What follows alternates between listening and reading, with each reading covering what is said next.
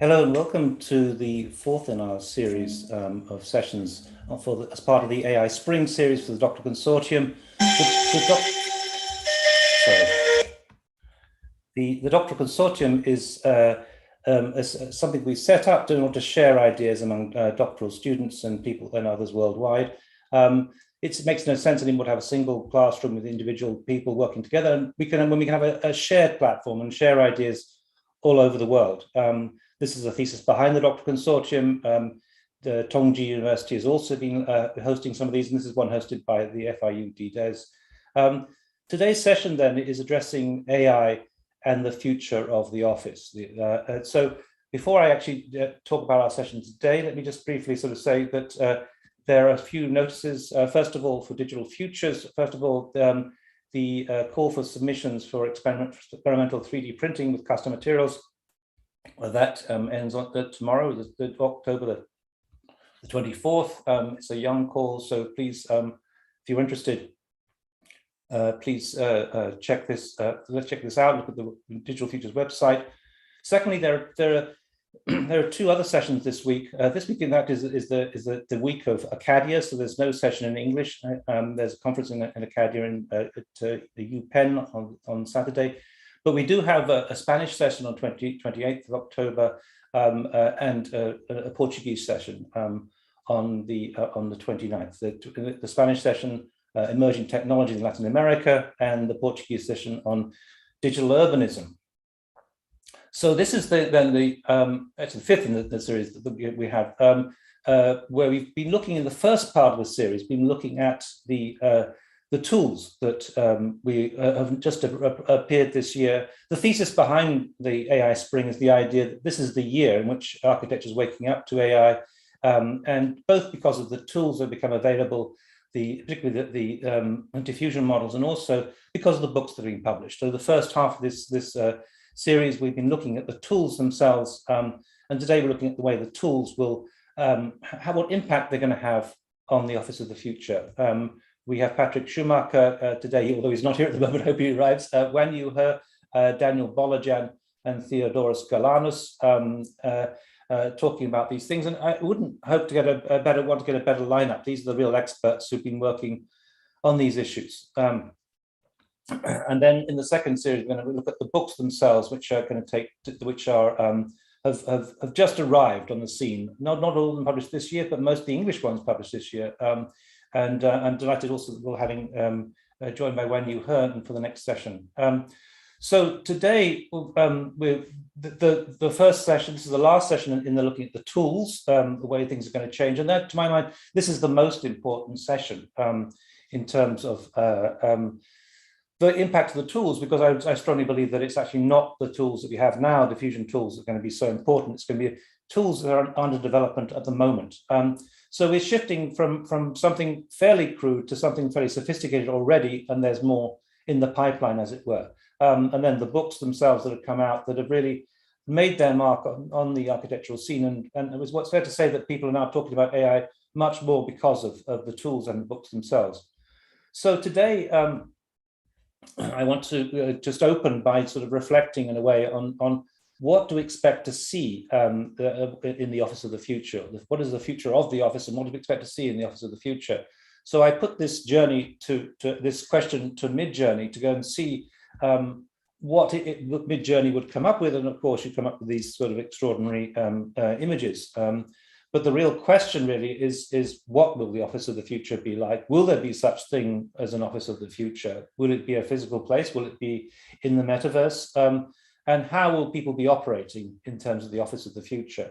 Now, what strikes me is that these tools, as kind of amazing as they are just simply a wake-up call, and really they allow us to imagine something that has been spoken about before and written about quite extensively, and yet something that people have not been taking that seriously.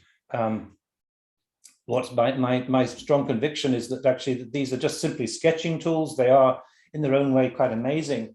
But they're very limited, and what's in store and what is under development in the next 3 to 5 years will be something that will transform completely our working method and completely how we operate in the future.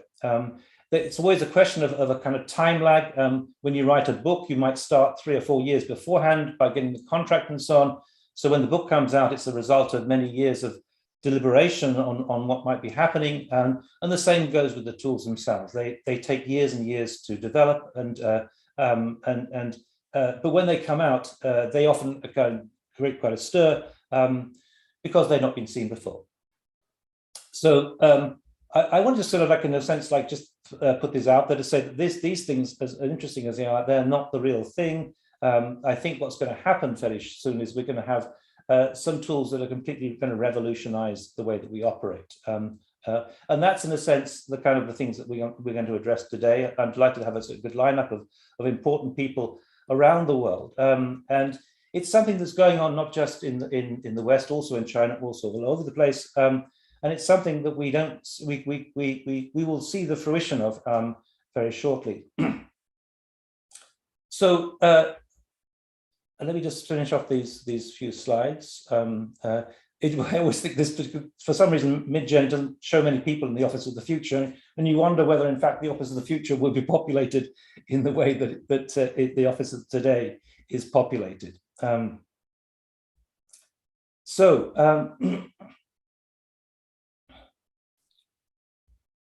going to 2 or 3 more left here. Right.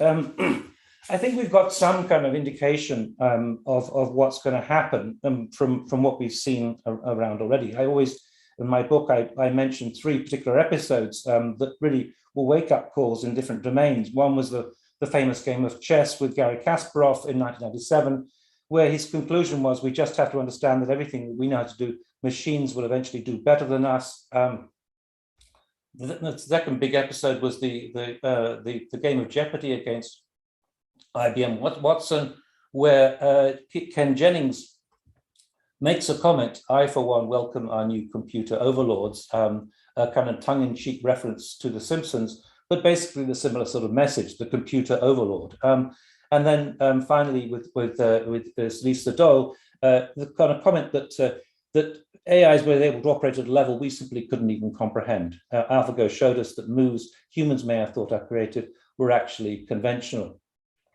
It's fairly obvious then that there have been a series of sort of wake-up calls where everybody has been shocked by the potential of AI. The question then is really right now is to what extent AI will be able to change the way that we operate, and we've already seen some evidence of that, shall we say. Going on from AlphaGo, there was AlphaGo Zero. This was actually the model that really influenced the world of architecture, in the sense that XCool, Wanyu was very much influenced by this. It opened up a new way of operating and changed things significantly.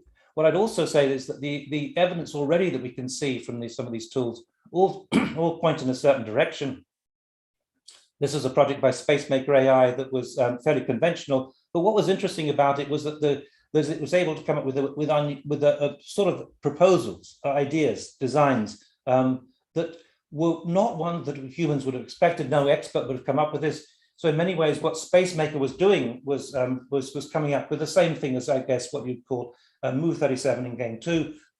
Sorry, the important move that shocked the world of Go and the world of AI.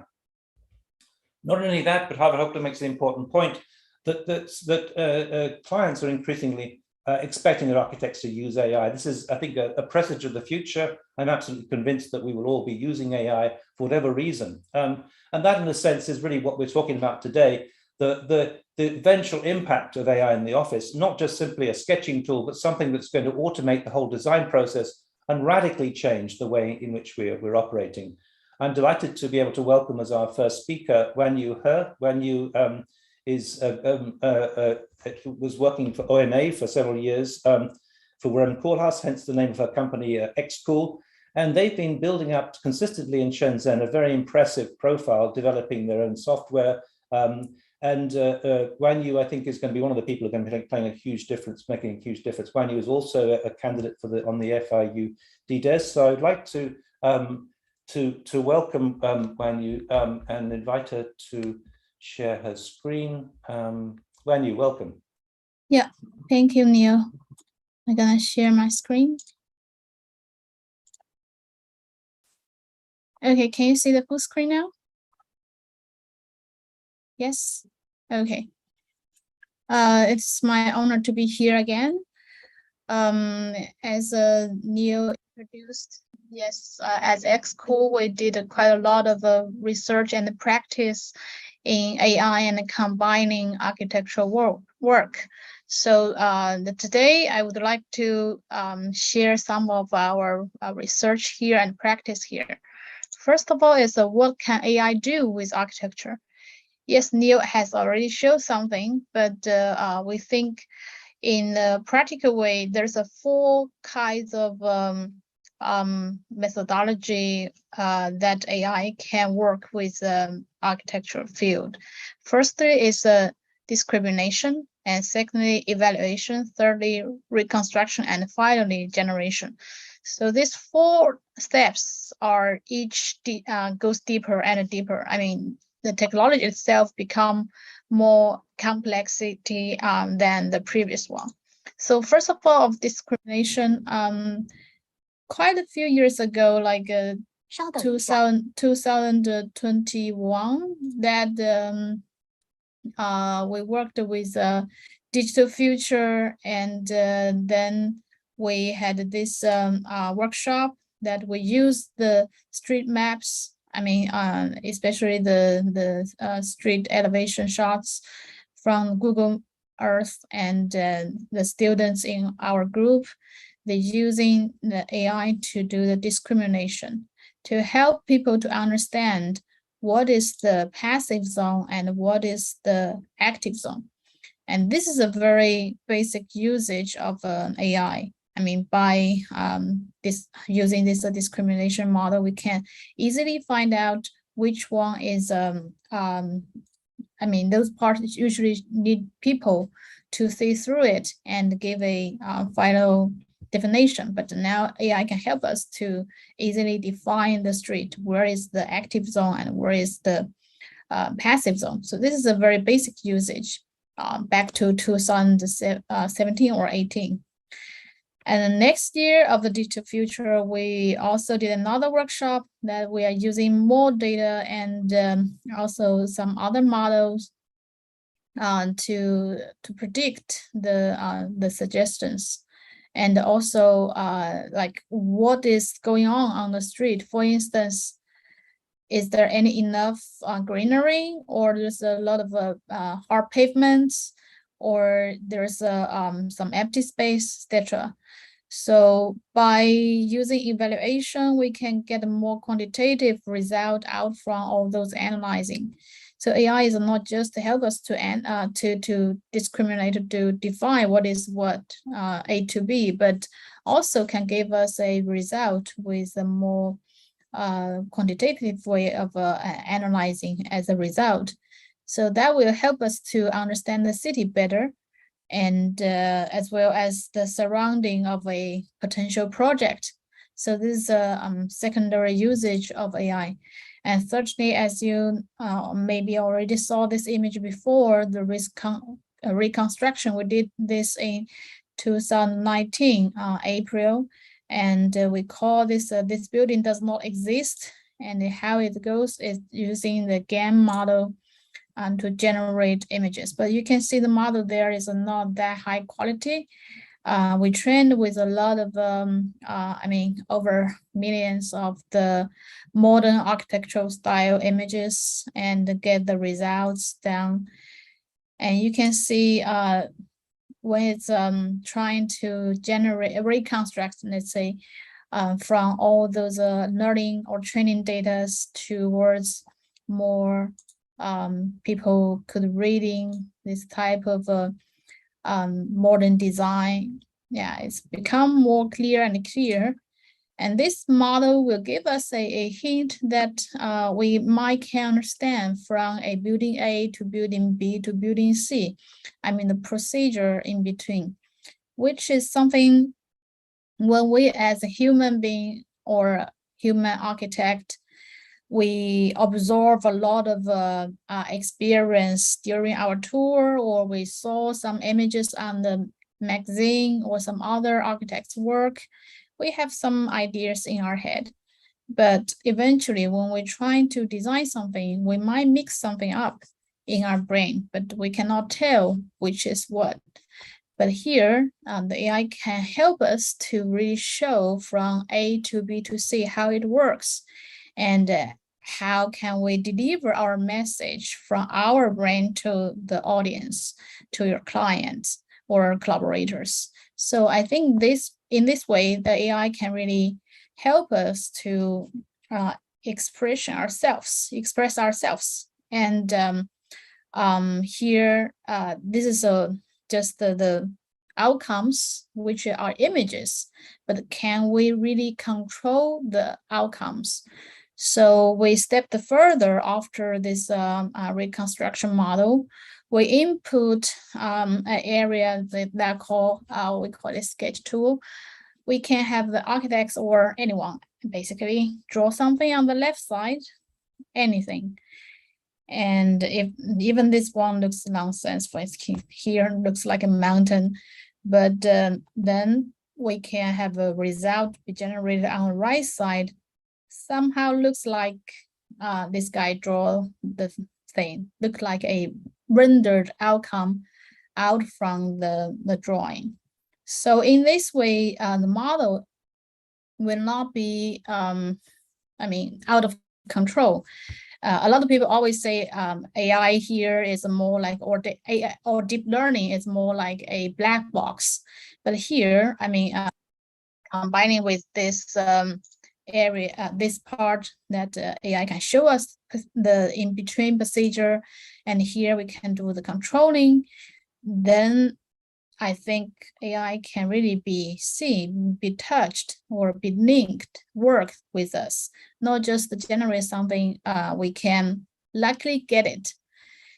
So we even stepped further that it's only link the image with the graphic, but also with the model. So the graphic, model, and image, the three elements finally joined together. And those two above tools we already pushed to our xcool.ai. If you have any interests, you can scan this QR code or just go to our website. You can experience it from your phone or on the computer. Yeah, you can just try it. It's quite fun. There's one is for this architectural model, another is for the landscape, and there's one more for the city. So you can test some idea with the AI. It's not just you throw something in and looking for the lucky outcome might look good. So this is something we think is a step further. Okay, fourthly, generation. Similar to what Leo has already introduced, diffusion model now is very popular here. And we did one with our own data source and our some parameters, and we get this one we call the creation cool. This one, we try some outcomes. It's not just with the image itself, but we, the model, the basic model itself, similar to MidJourney or other ones. But here we have our own parameters of the data. So it's more architectural. Overall architectural in the space and the material and the architect style. And we did this one in Chinese. So, and also with this chatbot.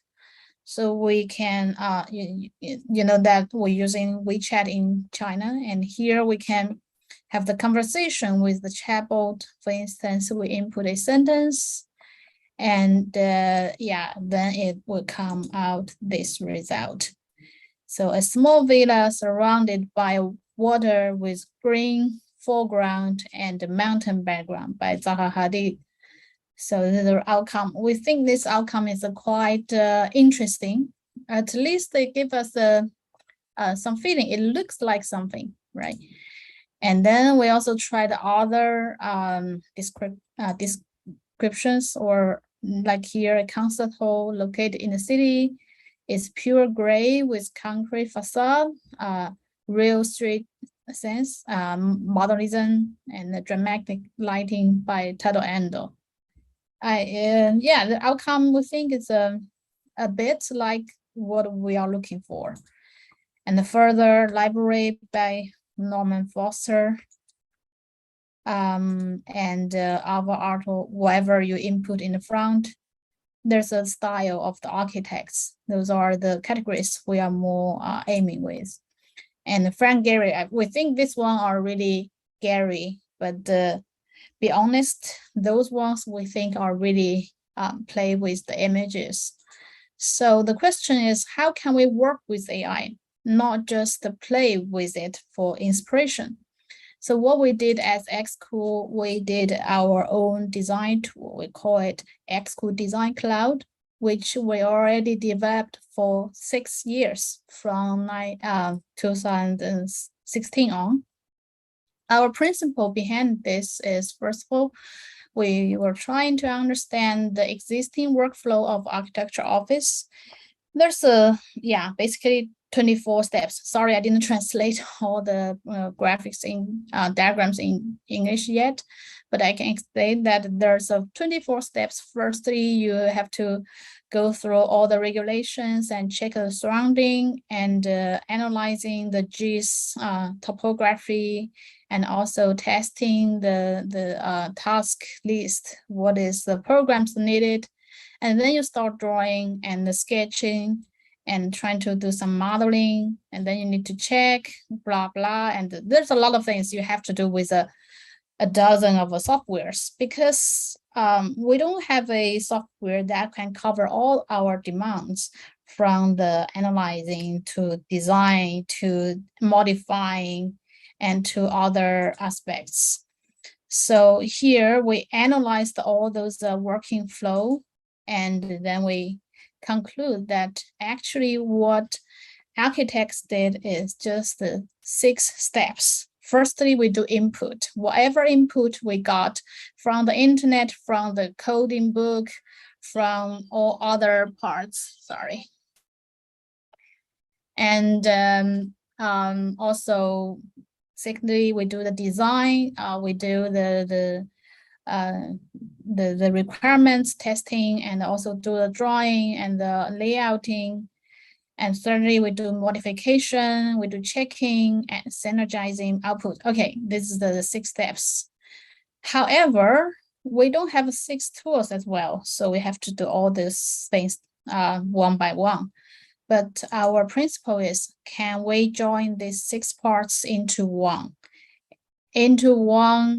united cloud that can really help us to analyzing the surrounding, the requirements, and have the AI support us to the design, and also on the cloud, AI can support us to do the modification, and then it automatically do the checking, and we are all on the cloud. We can do team synergizing, and also output all the requirements like the rendering or the PowerPoint slides and the diagrams, etc. It can mostly done by the machine. So under this principle, there's one thing important I forgot to say, that we reduce the 75% of the steps. Means previously we have a 24, here we only have a 6, and then we need less time inputted than the previous. For instance, when we do one design for the, let's say the concept design, we need almost 200 hours for a residential area, for instance, but here we only need 20 hours, even less. So what our Xcool AI did is a design cloud tools, actually tool kits. There's a lot of different parts of it. We have 3 major modules, let's say. First one is the master planner, which is we do the master planning scale stuff, all the 6 steps in between. And secondly, we call it the building creator. So for the individual building blocks, we design the interior, the facade, and all the elements within it. And thirdly is the detail. So which details of all the components, all the build-ups, etc. And now we are almost completing the first two, and we are still developing the third one. And there's some, let's say there's some videos that can show what we're doing now. So first one is the master planner. This video was from our last year launching. So firstly, the input, you can input your CAD drawing of the site or the surrounding, and you input your parameters you need, and the machine will generate all those schemes for you. Actually, there's 5 schemes or even more, but behind it, I mean, in the backstage, there may be thousands of the results. And that is the machine do all the things, but there's another way you can do it is you draw something and the machine just follow your instruction. Very similar to previously we mentioned in our, I mean, this people draw things and the AI generates. And in the that was for the design, and for the modification, there's a lot of detailed editing online. We're not editing the graphics anymore. We're editing the parameters with the graphic or the model itself. And those things are all be controlled by the, I mean, the regulation behind it. For instance, we can check if this from building A to building B is enough or not. So we input 14 or even 20, 14 or even 12, yeah, 12 meters, but the machine will tell you, no, you can just do 13. Yeah, and we can do in different heights. And most importantly, the sun radiation checking. This one is a very strict regulation or code in China. So this one, for the Chinese architects, they usually spend a lot of time to draw in a CAD file, and then they input into a kind of a plugin to calculate what is the sun radiation in the plan. And then they find out if it's not working, they have to go back to CAD to redraw it again. And then they just go through to the previous steps again and again. So that is so inconvenient, to be honest. But here we can just do it in one time. The machine generates the right thing for you, or if you were wrong, remove it, the machine will tell you. And here is the synergizing. You can synergize with your team on your phone, your mobile, or the laptop. And it can also generate some basic facade, also to project all your data onto the model. So the result is not just the graphic or data, but also graphic, the model and the data and the regulations. All the regulations here can be checked, and all the meanings behind all the objects can be tracked. So this is for the master planner. And the second one, I can go quicker, which is for the building creator. So firstly, input, similar as the previous, you can input your already designed thing. But yeah, one thing I want to stop here is the CAD file has no meaning with it. But here we can really do the discrimination to really understand the drawings of the CAD file, even it's just the graphics. And then we have all those elements be recognized. For instance, this door in the CAD drawing is just a door. If you want to change it, how can you change it? You just eliminate it and redraw it again, right? But here it's different. Check here. We just change the description of it. For instance, the door change to a sliding door. It will just change to a sliding door. So you don't have to draw all the things by yourself. And then we have a big set of the data library and now to the design. Very similar to what we did in previous. You just draw those sketches of the color paths, and the machine will try to understand, are you going to design this kind of flat layouting? If yes, yeah, they will generate the one to you. And later, then we go to deeper of the design, we can generate the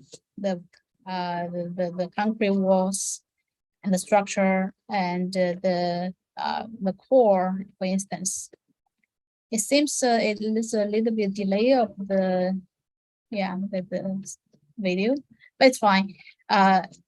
In general, those steps are just showing the AI will help us to generate the more details of the interior design, or this building block design, the flats, the interior layouts. If we change the room size, the inside will also regenerate again.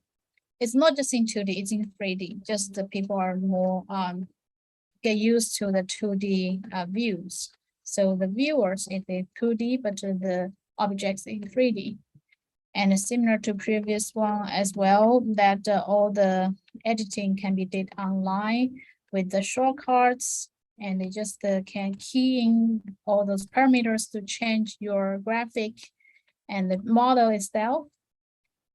And you can check your model anytime.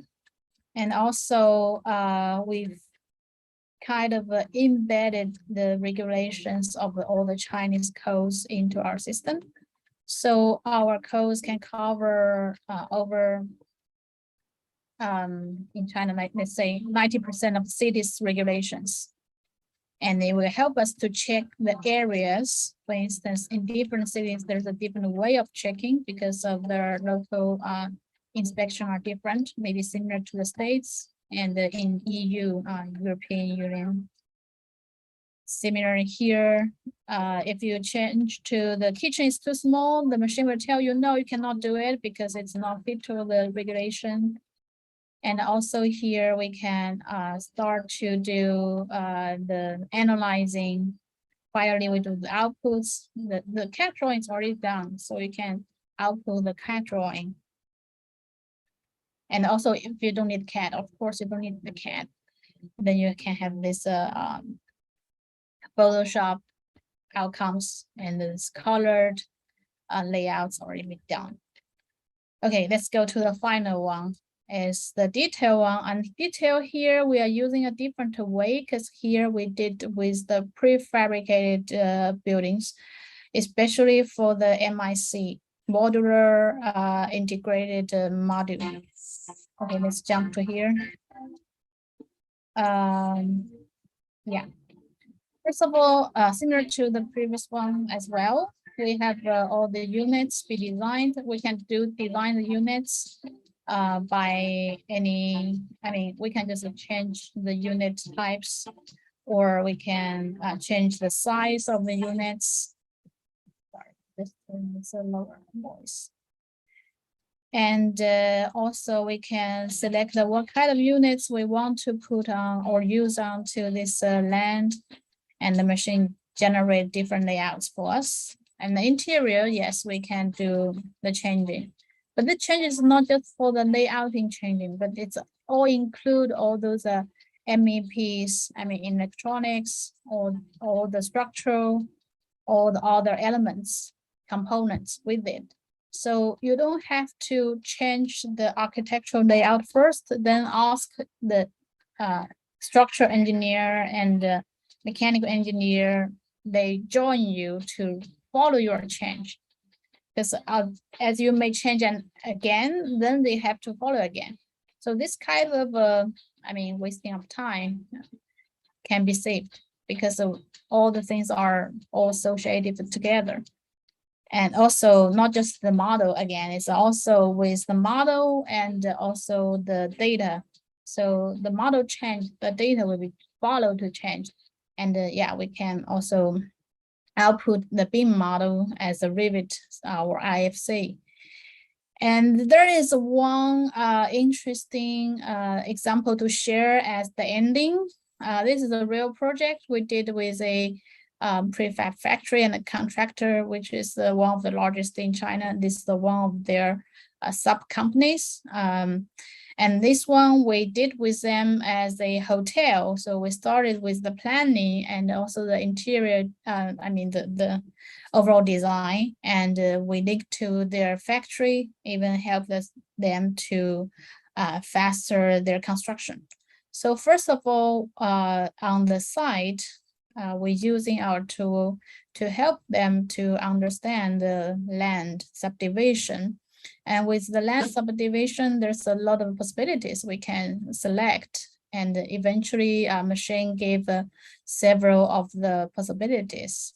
And we, with the client, we find out which one is the best for the site. And then we finally got one be decided. And then next, we deliver this to the client. And the client says, okay, maybe this one, I want to change it. I want a bigger patio, or I want a different portion. Yeah, they can just redo it immediately online. Or we can also sketch into the client saying, okay, we can change to some other ideas to do a linear shape and to a bigger patios together. So we can easily to realize this result. It's not just, line by line, surface by surface to finish this. And eventually we can go into the rooms similar as before. So we get into the rooms and we can editing the rooms. And we are one time just rendering the space. So here, we can change the portion of the modules, for instance, the panel modules, or I just want a bigger or longer or wider the room itself, and the interior gonna change it, follow the overall changing. And with this, we can really find out what is the suitable size for it, because the size not only means the graphic or architectural space-wise, but also for the, cost-wise. We can understand how many pieces of the steel are in the columns or in the beams, or there's all those components, all those elements are being calculated. So the design is no longer just the architectural language with the geometries, but also with the economical aspects, which is very important for the project. And eventually we can output all those beam model. Yeah, you can also play with it, whatever you want with beam, or develop it. And this model is in AOD 400, which means it's not just the fit for the construction drawing depths, but it's also fit for the manufacturing depths. So this thing we get is basically the results are just the same as the model itself. And we call this AI plus DFMA, which is we're using the factory elements, all those elements, their size, their portion, their internal regulation, and their sizes to do the design. The design is not just the architect's thinking or also the negotiating with the client, but also following the manufacturing methodology and the assembly methodology and the regulations. So it's not just that we're thinking of one format or form and we designed it, but we follow all those components and assembling all the components together. It's more like play with a Lego, that you have 1,000 pieces of Lego. Can you build up a hotel, let's say? If you have no drawings with you, it's very difficult, but here we can do it one step by one step with the AI. Can help us to really assembling all those components in the virtual world and to find what is the best composition. And this one, this hotel eventually only took 4 months to be done. So this is a really, really a game-changing methodology. So AI plus DFMA, it can really lower the costs, lower the time, but improve the quality. So finally, a quote from William Gibson, one of my favorite sci-fi author. He said that future is already here. It's just not very evenly distributed. Okay, looking forward to link you guys. Thank you, Neil. Thank you, Wanyu. That was terrific. I mean, it's so interesting to see what you've been doing in Shenzhen. We don't follow that closely, and it seems like you're making some huge progress here. I want to move on now to our second presenter, Theodore Galanos. Theodore, as many of you will know, was partly responsible for many of the environmentally performative software that has been so impactful on the world of architecture. If you were to ask me what are going to be the two important drivers of change in the future, I would say awareness of sustainability, environmental control systems, and AI. And Theodore is precisely in that territory. Theodore's at the moment in Melbourne, Australia. It's very late for him. It's great to see you here, Theodore. Welcome. Thank you, Neil. Hi, everyone. It's great to be back. And yeah, it's a bit late here, but I will do my best. Give me a second to share my screen. So I have a bit, I think, different presentation today. I hope I'm not off topic, but I will discuss about something that's been on my mind for a few years now. And it's a very different presentation for me because it has absolutely no images. I think I did that a bit consciously. I expected a lot of beautiful imagery to be shared here, so I thought maybe a small interlude might be interesting. And the other amazing thing is that there's only 10 slides, I believe, which for me is unbelievable. So what I will discuss is intelligent design. And specifically, I want to discuss what is intelligent design and how we can get there. And most of the details in the presentation mean something, and the font size here really represents my knowledge about these things. Like I have a very pretty clear idea of what intelligent design is, to me at least. Not so clear how to get there, but I do have some ideas, and I will try to share this. And excuse me, I'm trying to get one. Yeah. So I want to use a paradigm, and just to explain. Maybe this is a bit of linguistics, but I like the idea of a paradigm as an example that really exemplifies an idea. And I think the way to explain what intelligent design is for me is through an example. And I hope that you will find this useful. So let's just imagine just a situation that is not uncommon in design, and especially architecture design. So let's imagine a computational designer working on an interface, one of these modern interfaces that we have nowadays. And let's say that a human user, right, develops a parametric design generation script. So a script that generates many different design alternatives of a specific type. We saw, for example, in Wanyu's presentation, it would be buildings, right? Let's imagine it's an open office layout. This can be anything. All of these details can change, right? The idea will be the same. And let's say that now they want to share this with a colleague, and then they ask them to add a new functionality. So, for example, maybe add circulation doors or arrange workstations across the space according to specific requirements, right? So they share the requirement, they ask to add this new functionality on prior work.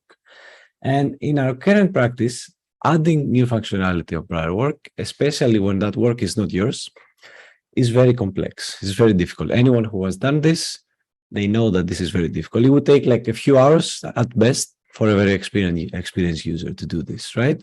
And it would take a few hours even if it was your work and you weren't sharing it with someone else. It would take a few hours if it was work that you've done a year ago and you were just revisiting it, right?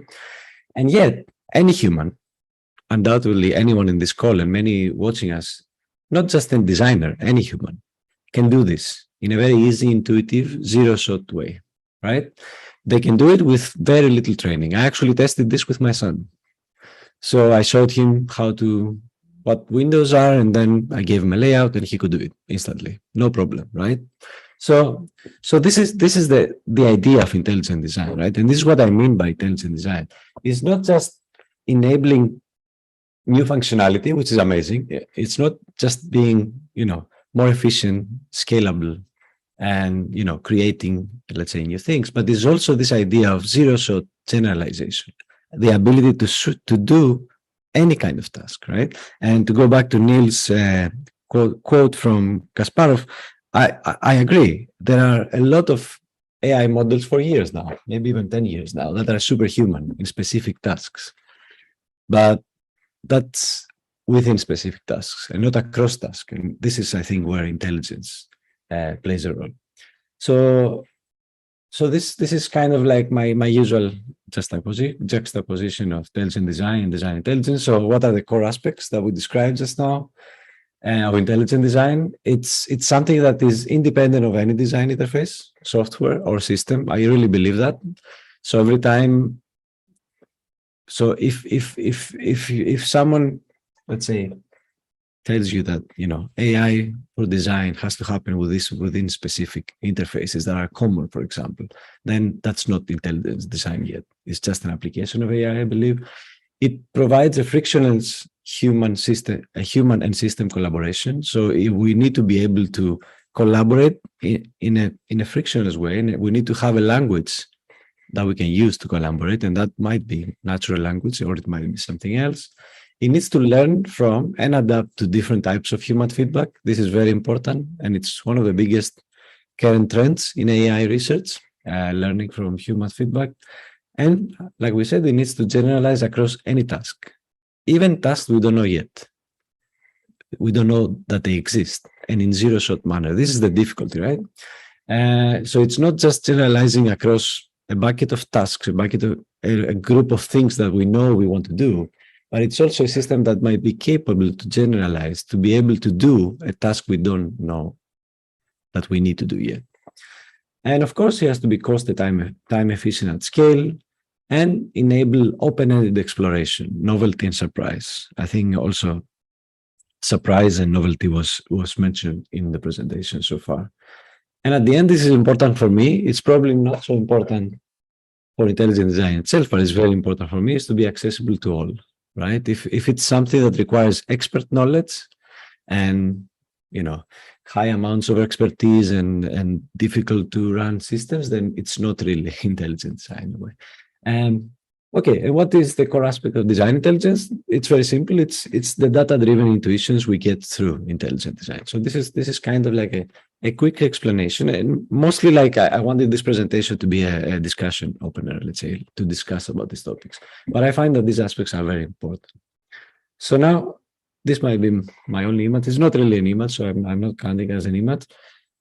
How can we place those things on a sort of product roadmap, right, for intelligent design? So the idea here is that there are different stepping stones, different things we need to get there, to get to, I've named it here Intelligent Design Assistant on the top left. You can name it whatever you want. It's not the best name, actually, right? It could be like HAL 9000, it doesn't matter. But it's an intelligent design system that co-creates with humans, right?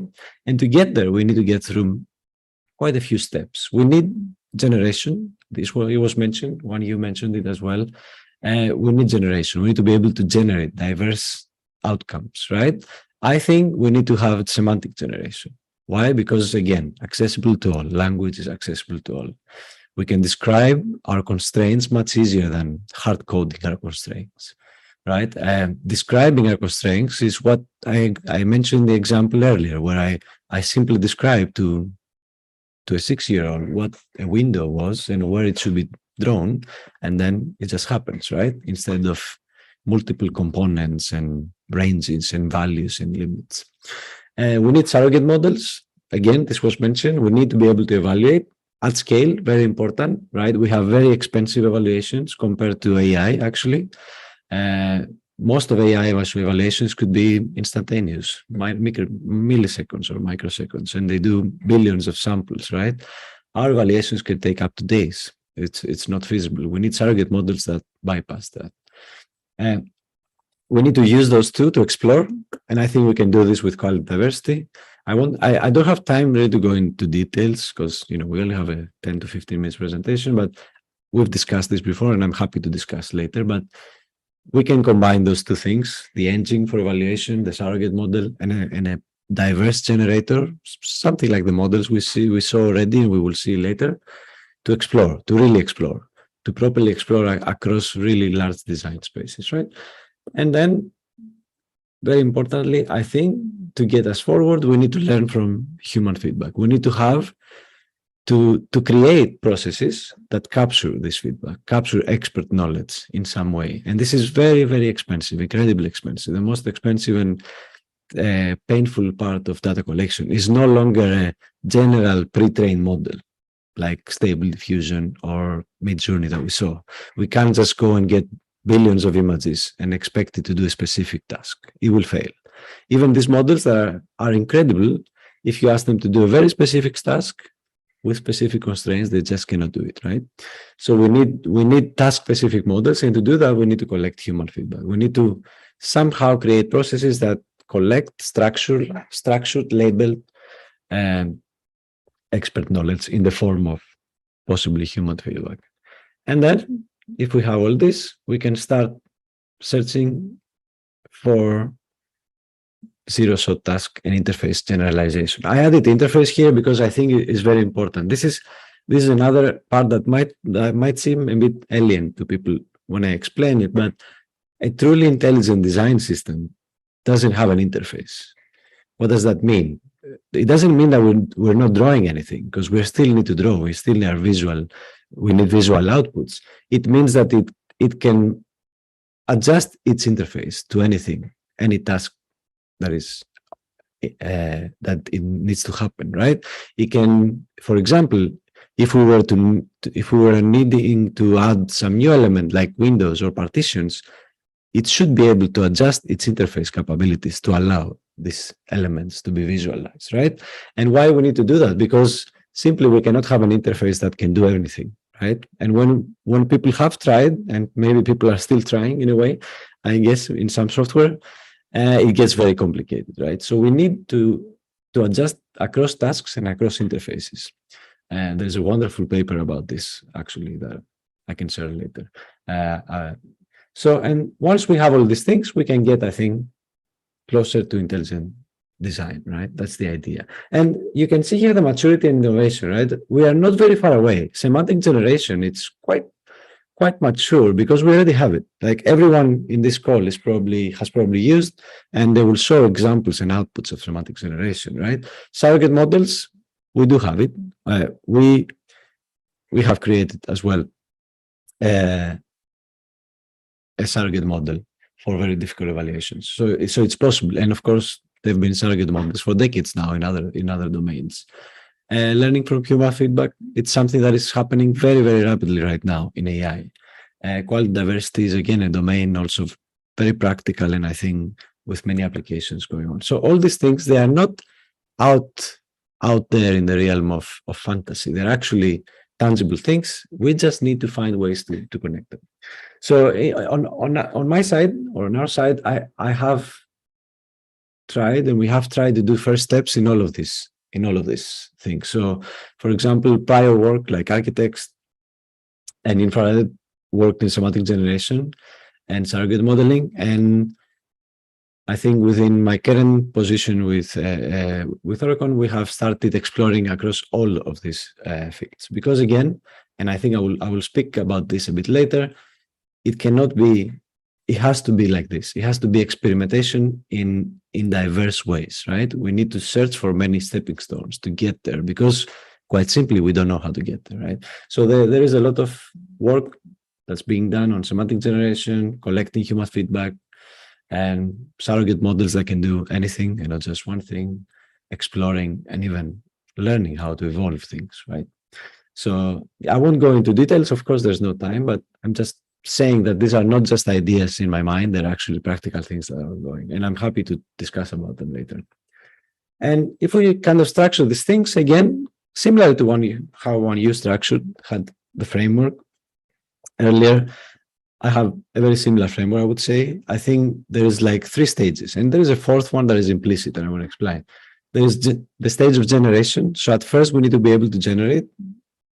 And once we have that, we need to be able to explore. And to do that, we need to be able to generate, as Neil said, with an idea of performance in mind, with an idea of a metric, an evaluation, right? That means something in the real world or for different people.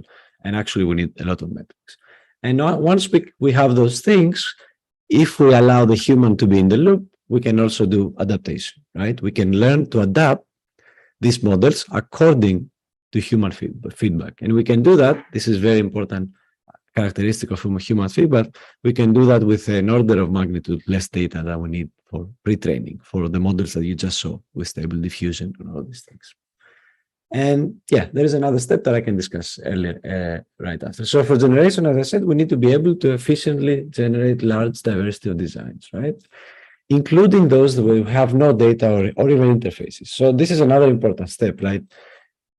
Again, stable diffusion and all the diffusion models, MidJourney, Crayon, and a lot of other ones out there. They have incredible capabilities, but they also have an immense pool of data out there that they can use and that they use. But what about tasks that we have very little data or maybe no data? So we need to be able to generate even at those tasks. We need to find ways to have generative processes for tasks we don't have data for. And that's a big problem and a big question. Then we need to be able to explore. We need open-ended processes that deploy these generators that we create, right? And explore design spaces. And this is the key thing about exploration, this sort of AI-driven exploration, is that it should happen across outcomes, not inputs. So it's no longer this parametric design. It's no longer, these are my constraints, and this is kind of the ranges of things that I can put in my design, give me an output. It's not like that. Now that we have AI-driven generation, surrogate models, and proper ways to explore, we should explore based on outcomes, right? So explore across comfort, cost, carbon footprint, energy demand, or any outcome of the design, and not an input. And then after and then we can slowly start to gain design intelligence by connecting the outcomes to different types of inputs, right? So that this is the proper way to do AI-driven exploration. Once we have that, we need adaptation again. We need to be able to interact and intervene. So this is UI, UX problems and also like algorithmic problems, AI problems that we haven't solved. I don't think there is anything there. I mean, in evolutionary design, there used to be, a human in the loop kind of work, but it never worked. Like the designer fatigue was always there. Of course, we never had these powerful AI models. So I have some ideas on how this could happen, but it needs to happen. We need to find ways to intervene in these processes without going crazy from the magnitude of data involved. And we need to be able to communicate our preferences, right? Through different forms of feedback. So these forms of feedback is not just language. It could be different forms of feedback. It could be the way we react, the way we look at the screen, for example, the way our attention covers different parts of the design. It's many different forms of feedback that we could capture. And finally, the piece that was implicit earlier, we need composition. So we need to sort of hierarchically compose these systems, right? None of these things works by itself, right? Having a generative model means nothing, absolutely nothing. It's just a generative model that you can create some cool stuff. Like Neil said, it's not the end. It's not the end game. It's just a nice tool that you can use for further outcomes, right? You can use to bootstrap some sort of downstream task you want to do, but it's not enough. We need to compose, and we need to remember that everything is a stepping stone forward. And I say this because it's very easy to become prisoner of the moment, right? These models, the diffusion models right now, for example, are incredible. I'm mind blown, and I was already into semantic generation since the beginning, and I'm mind blown with the progress and the speed of progress, the rate of progress they have, but they're still just a stepping stone, right? In a couple of months, there's going to be 5 or 6 new methods of generating images, not necessarily new models, but new methods, new improvements that might change what we consider the state of the art. So everything is a stepping stone. Just it's good to remember this with AI. And I was thinking about this before I presented, that it's been a few months since I came to present with Digital Futures, and I think the world of AI has changed maybe 6 or 7 times since then. So it's really a real thing. It's not just an imaginary thing I'm just describing here. Okay, and then maybe to get a bit practical, I want to talk about some levers, some places to intervene, and some paradigms we can shift, and maybe practices we can, or actually if we want to do this, we need to develop. So the first is a bit theoretical, not so practical, but I really like to remind it every time I present these things, that dichotomies are really unproductive. Like it's a waste of time. Most of the time, it's a waste of time. Like all this idea, research versus practice, like every time I talk about AI, I mention the name papers. This new paper came out, and people still kind of look at me sometimes with a weird look, like, why are you talking about papers? We're trying to make something in practice right now. And I find myself trying to explain to people that, yeah, okay, every paper is a product, right? Every model is a product. So this dichotomy is not very useful in a way. We need to leave it behind. Automation versus manual work, also like a bit of, unproductive sort of debate. It's not about automating or doing manual things, but it's about, what is the future of work that we're going to do and what the role of the human is going to be in it, right? And artificial is human, all these things. I think it's better to focus on solutions that elevate domain knowledge and expertise. And that's exactly what the intelligent design scheme that I explained does. They elevate domain knowledge and expertise, but also put the human at the core of an intelligent process, right? We need to create these kind of solutions. And so on the one side, we shouldn't be thinking of solutions that just end-to-end do everything, right? Even though they are very tempting. And on the other side, automation cannot be the horizon of AI. It just cannot be. It's just if it was, it would be a weak vision of AI, right? We need to go further. We need to do more. So we need to elevate and domain knowledge and expertise and put it at the core. We need long-term vision and short-term structures. So like we need this sort of modular mindset, right? Focus on specific tasks, one stepping stone at a time. Like I said, the little dots that I showed, for example, there is a reason why the dots are there. Maybe I consider them important, but maybe there are other dots that people can find, other stepping stones. And it's important to try, to just try and see how things connect. Because at the end, we need to connect these things. We need to compose them, right? And it's really helpful to keep a horizontal perspective with respect to applications, right? AI solutions can and should be applied across a variety of problems. If they cannot, they are not a proper stepping stone forward, because we said intelligent design has to generalize, right, across tasks. If the solution you are working with cannot be applied on a variety of problems, then it's problematic in its own, right? It's not, yeah, it's a stepping stone, but it's not that. We need to be prepared. This is also very important for organizations. This is something we're working on very hard right now. We need to understand the need for data generation, collection, curation, storage, retrieval, right? All of these things are very important. None of these things happen, I think, not in the way that AI models and AI solutions require it, right? We do, of course, generate data. We do, of course, collect data. We have some in our hard drives or, on the cloud, right? We kind of curate it. Maybe we put tags somewhere, we store it in some place, and we have ways to retrieve it, but none of this happens systematically in a way that we can use it to train AI models, right? And to create benchmarks, data sets, to create something where we can benchmark our progress against difficult problems. So we need to do this. And we do this across the design process. So it's not, even though we're talking about architectural design, it's not just, even in architectural design, it's not just about design, right? The design process has many different types of data. It has images, it has drawings, it has 3D models, it has a lot of documentation, right? It has a lot of requirements, a lot of regulations. So all of these things is data that is useful to design, right? And we should capture it. And we should anticipate the range of modalities. So exactly, and many different modalities are useful. And of course, design for redundancy over efficiency. Our systems mostly are focused on efficiency, but now we need to design for redundancy. essentially what this means is save everything. That's what I've been doing for 5 years. For the last 5 years, I'm saving everything. I'm deleting nothing. So if that sounds as a simple way to describe it. And at the end, take advantage of expert human feedback, right?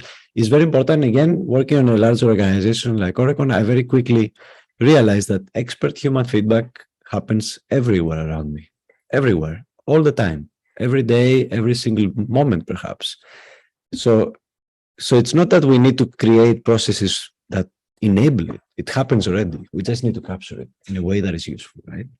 And I don't have it in the presentation, but I can show later a nice link of how AI companies are already looking to do this, right? So there was this job application by OpenAI. It's now on archive. You cannot find the link, but where they were looking for experts, and they wanted the experts to label data for them, to create this expert human feedback, right? So the first thing I thought is like, why not do it ourselves? We are the experts. We are the domain experts, right? So we should do it.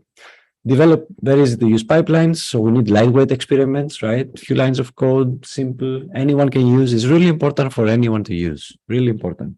If it's difficult to use, again, it's not the solution. And we need to deploy them quickly, cheaply.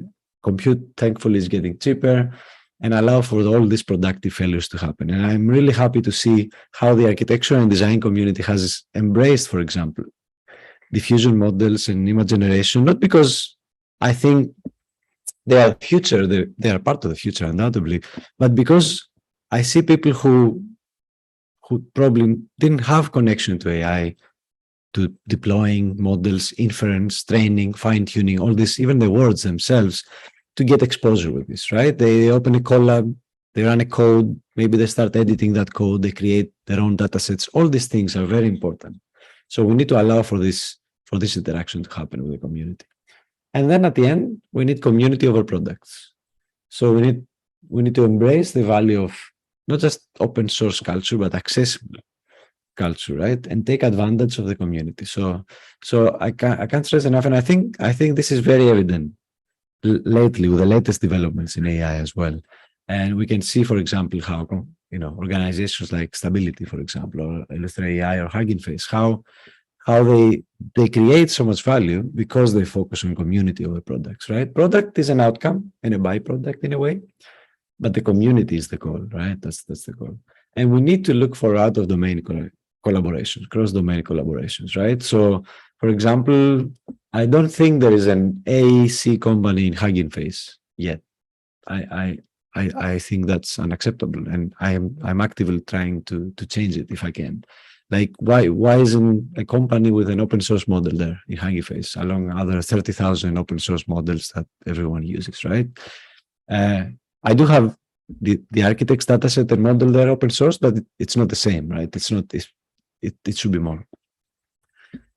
We should collaborate with open source organizations like Illustrator AI or Carper AI. If you are interested in human feedback and reinforcement learning, I recommend Carper AI community.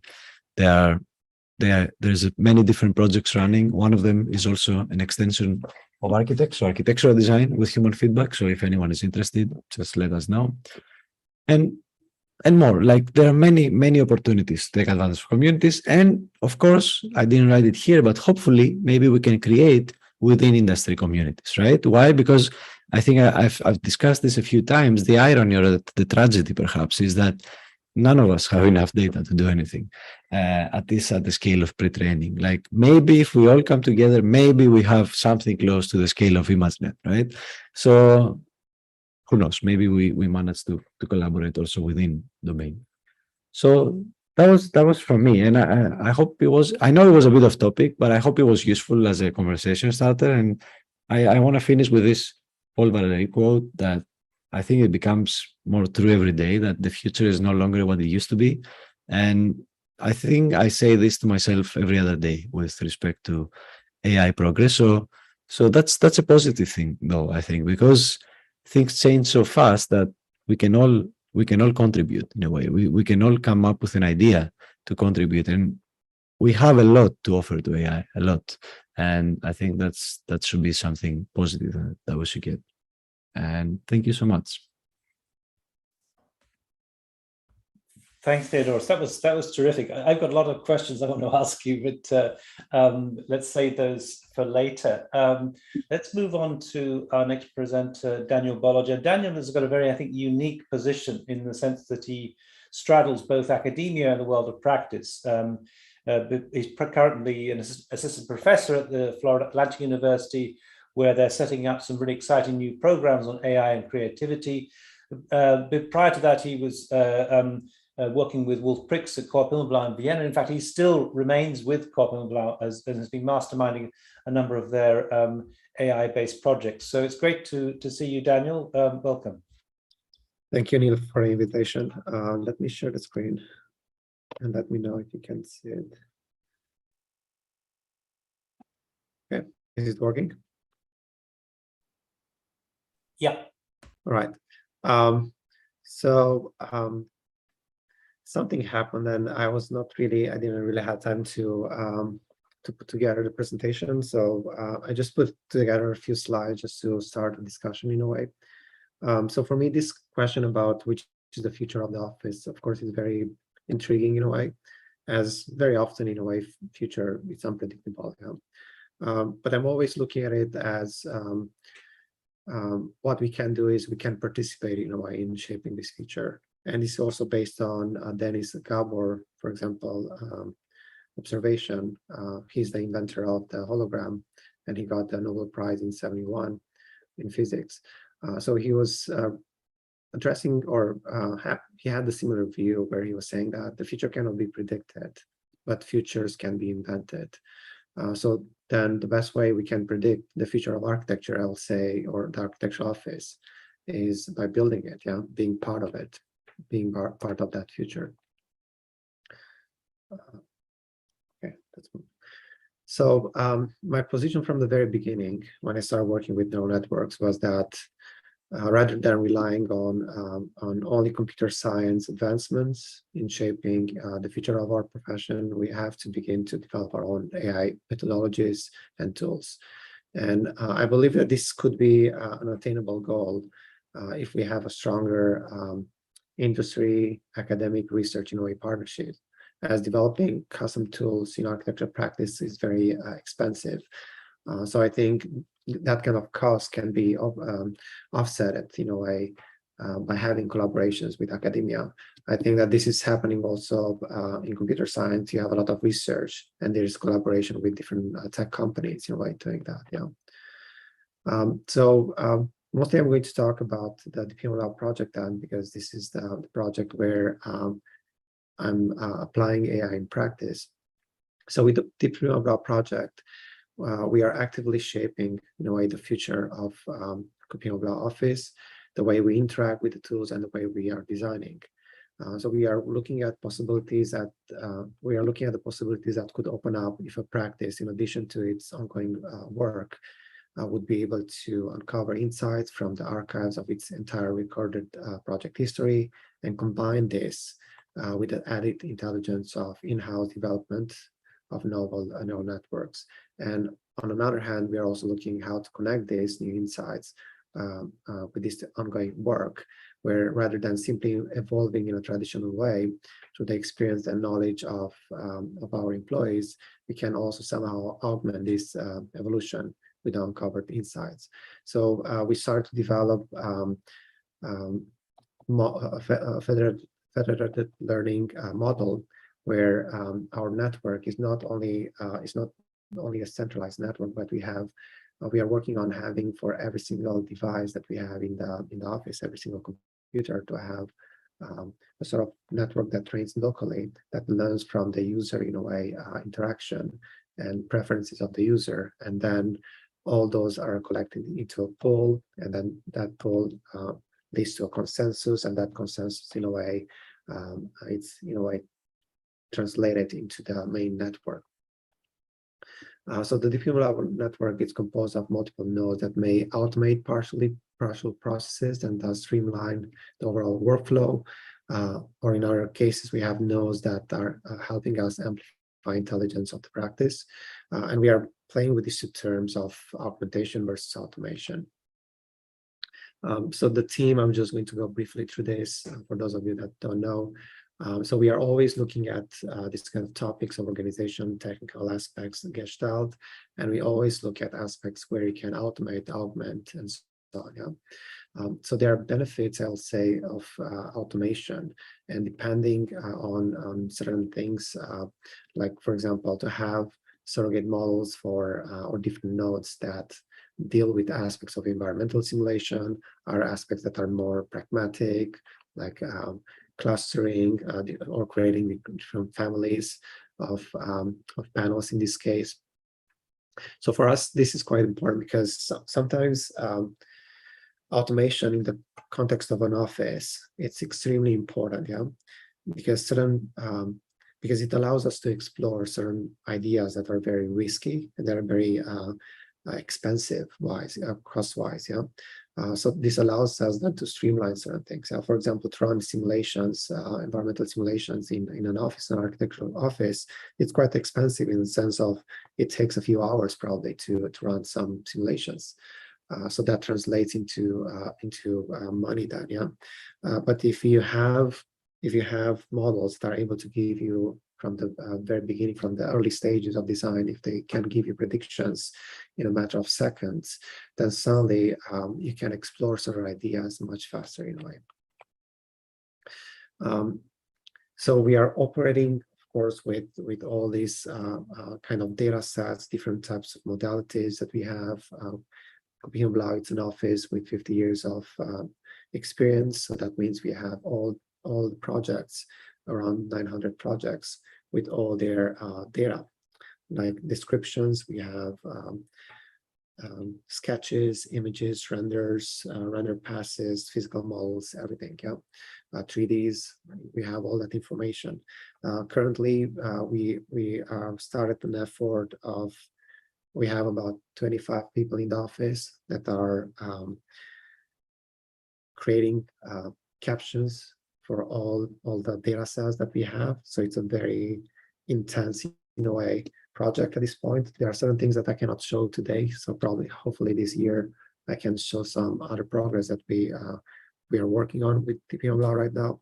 But we have a lot of people in the office at the moment that are helping us develop a semantic data set that is specific to the office, that uses correctly the language and semantics of the office.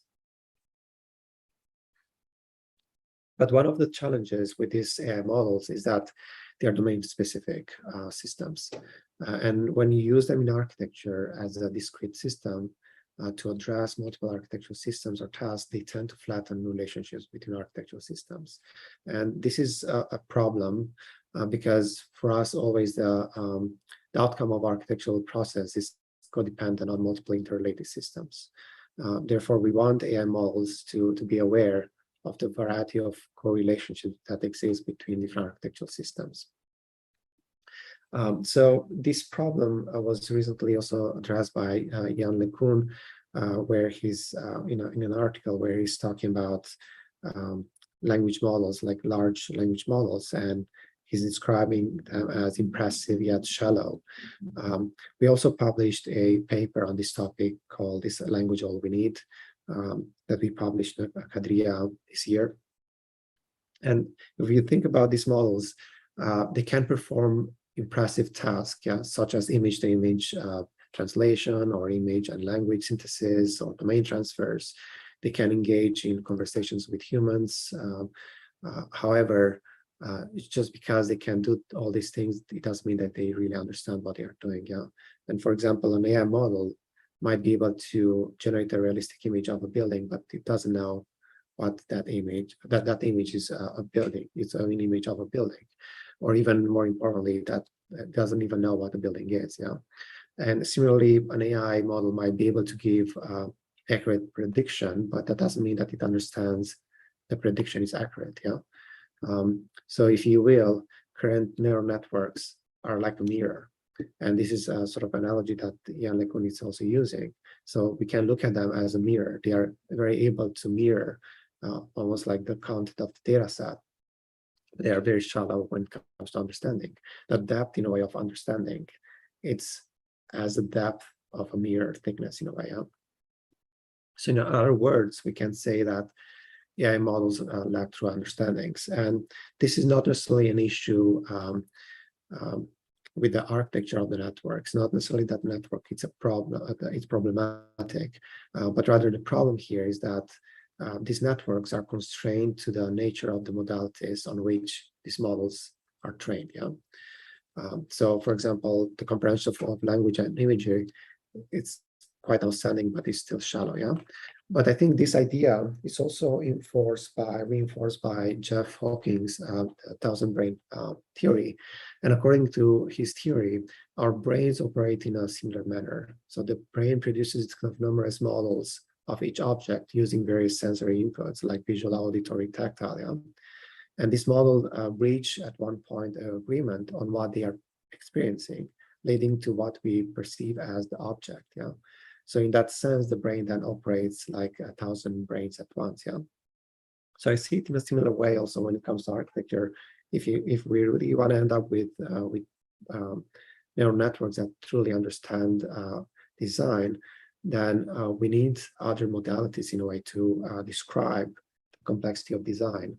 And then through all those modalities, probably to end up with a consensus. And then from there, probably network can actually understand.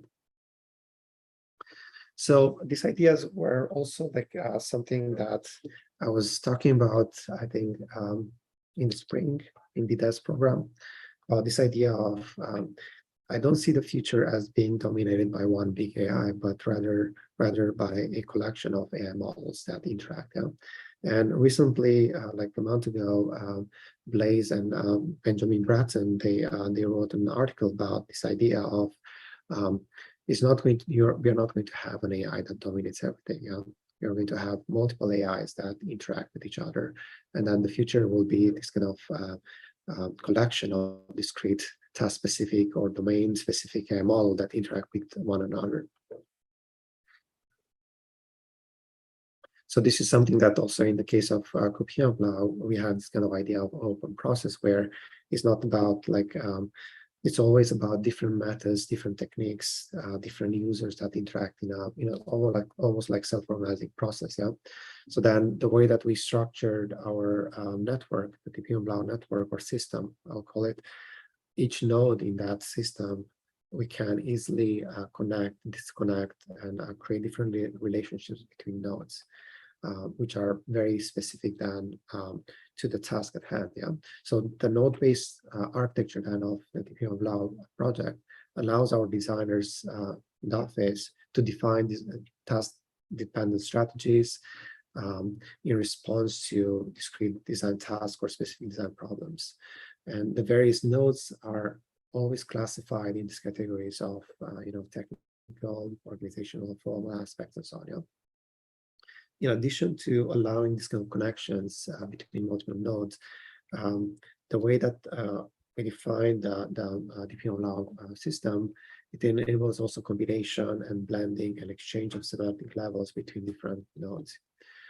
This, in the end, then leads to an augmentation of the office workflow by enabling this kind of creation of feedback loops across design scales and feedback loops of interaction between machine and designer within a nonlinear process or open process framework. So I'm just going to skim through this. I'm not going to go very in detail, but just to show you. These are not, like I mentioned, these are not the latest ones. The latest one, we are not yet there to show to the public, but we are going to soon be able to. But I just want to address the last thing here. I just want to address this aspect of how this tool might impact the profession, because right now what I showed you is mostly things defined to an architectural office. But how are these going to impact the profession? So just a few points that maybe we can start a discussion on is, of course, these kind of tools are going to accelerate the design conversation that exists between architects and clients. And maybe it's going to give us a greater capacity to discuss this kind of concepts with our clients early on in the design process. I think another topic that probably will be interesting for us to talk about is we have to, if we think about profession, we have to think of reconsidering the way that we contract and the way that we bill for our services. Because if you think about it, a lot of things are going to be automated. So if you're billing by hour, you're not going to get that much money as an architect. Yeah. So I think the profession really has to rethink the way it contracts and bill, and perhaps think of contracting based on delivery schedule or other types of deliverables. Because like I said, AI is going to minimize the time we spend on designing things, but the value of what we are designing will also increase. So somehow we have to capture that. I think other trend that we are going to see is it's very similar with automotive industry, where the development of self-driving cars will lead to fewer and fewer accidents, which I think will lead to the remove of the insurance altogether. Yeah. So I'm just wondering also in architecture if that's going to have the same impact. Yeah.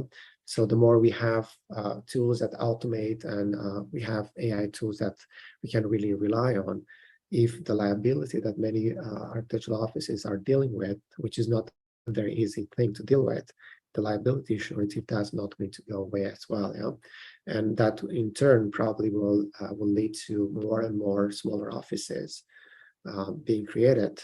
And perhaps like you'll have, instead of having big architectural offices, probably we end up with smaller architectural offices that are able to output in a way quite important projects. So that's all from me. Thank you, everyone.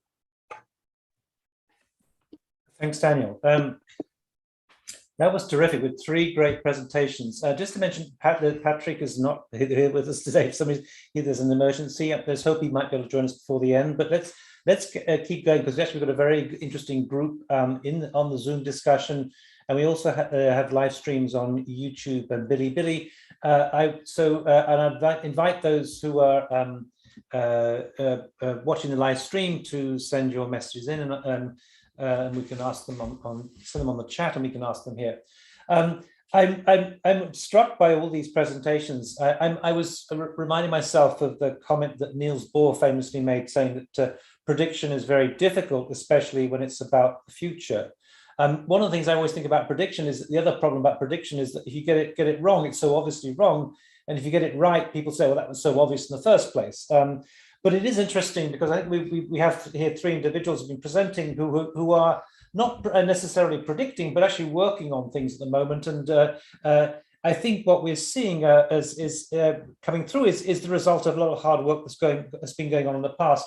I was also very struck by a comment that Theodore made the other day. And it's great to have Theodore here, but he was commenting on these diffusion platforms, and he was saying, yes, but the next thing is going to be, once you can do this, you can also link it to movies, to animation, to music, and whatever else. And of course, we're seeing that already. So in a slightly crazy world of Moore's law, things are speeding up, it would seem, in terms of what has now become available. At the same time, we're facing some real challenges. So we're caught in the kind of mix between the kind of planning and optimism, and also the challenges of the domain itself. I want to maybe ask Theodore a couple of questions, because Theodore, I mean, what I like about Theodore is he's an engineer and operates in a very sort of different way, and reads the papers. I think this is so important, because much of the information is already there, it's out there, it hasn't been digested and disseminated. I'm particularly struck, one thing that Theodore, I wanted to ask you about is because there's very little information about some of these diffusion platforms, and that you have quite a lot of experience in them. And I picked up on some comments that David Holtz made. And I want to ask you, in terms of the feedback, in terms of gathering data, do those diffusion models, are they able to learn from the person using it in a customized way, or are they simply generic and they're not influenced in any way? Does that make sense? Yeah. So I can't really speak for all the platforms. I'm not sure how they are implemented right now, or any platform anyways. I don't have any internal knowledge.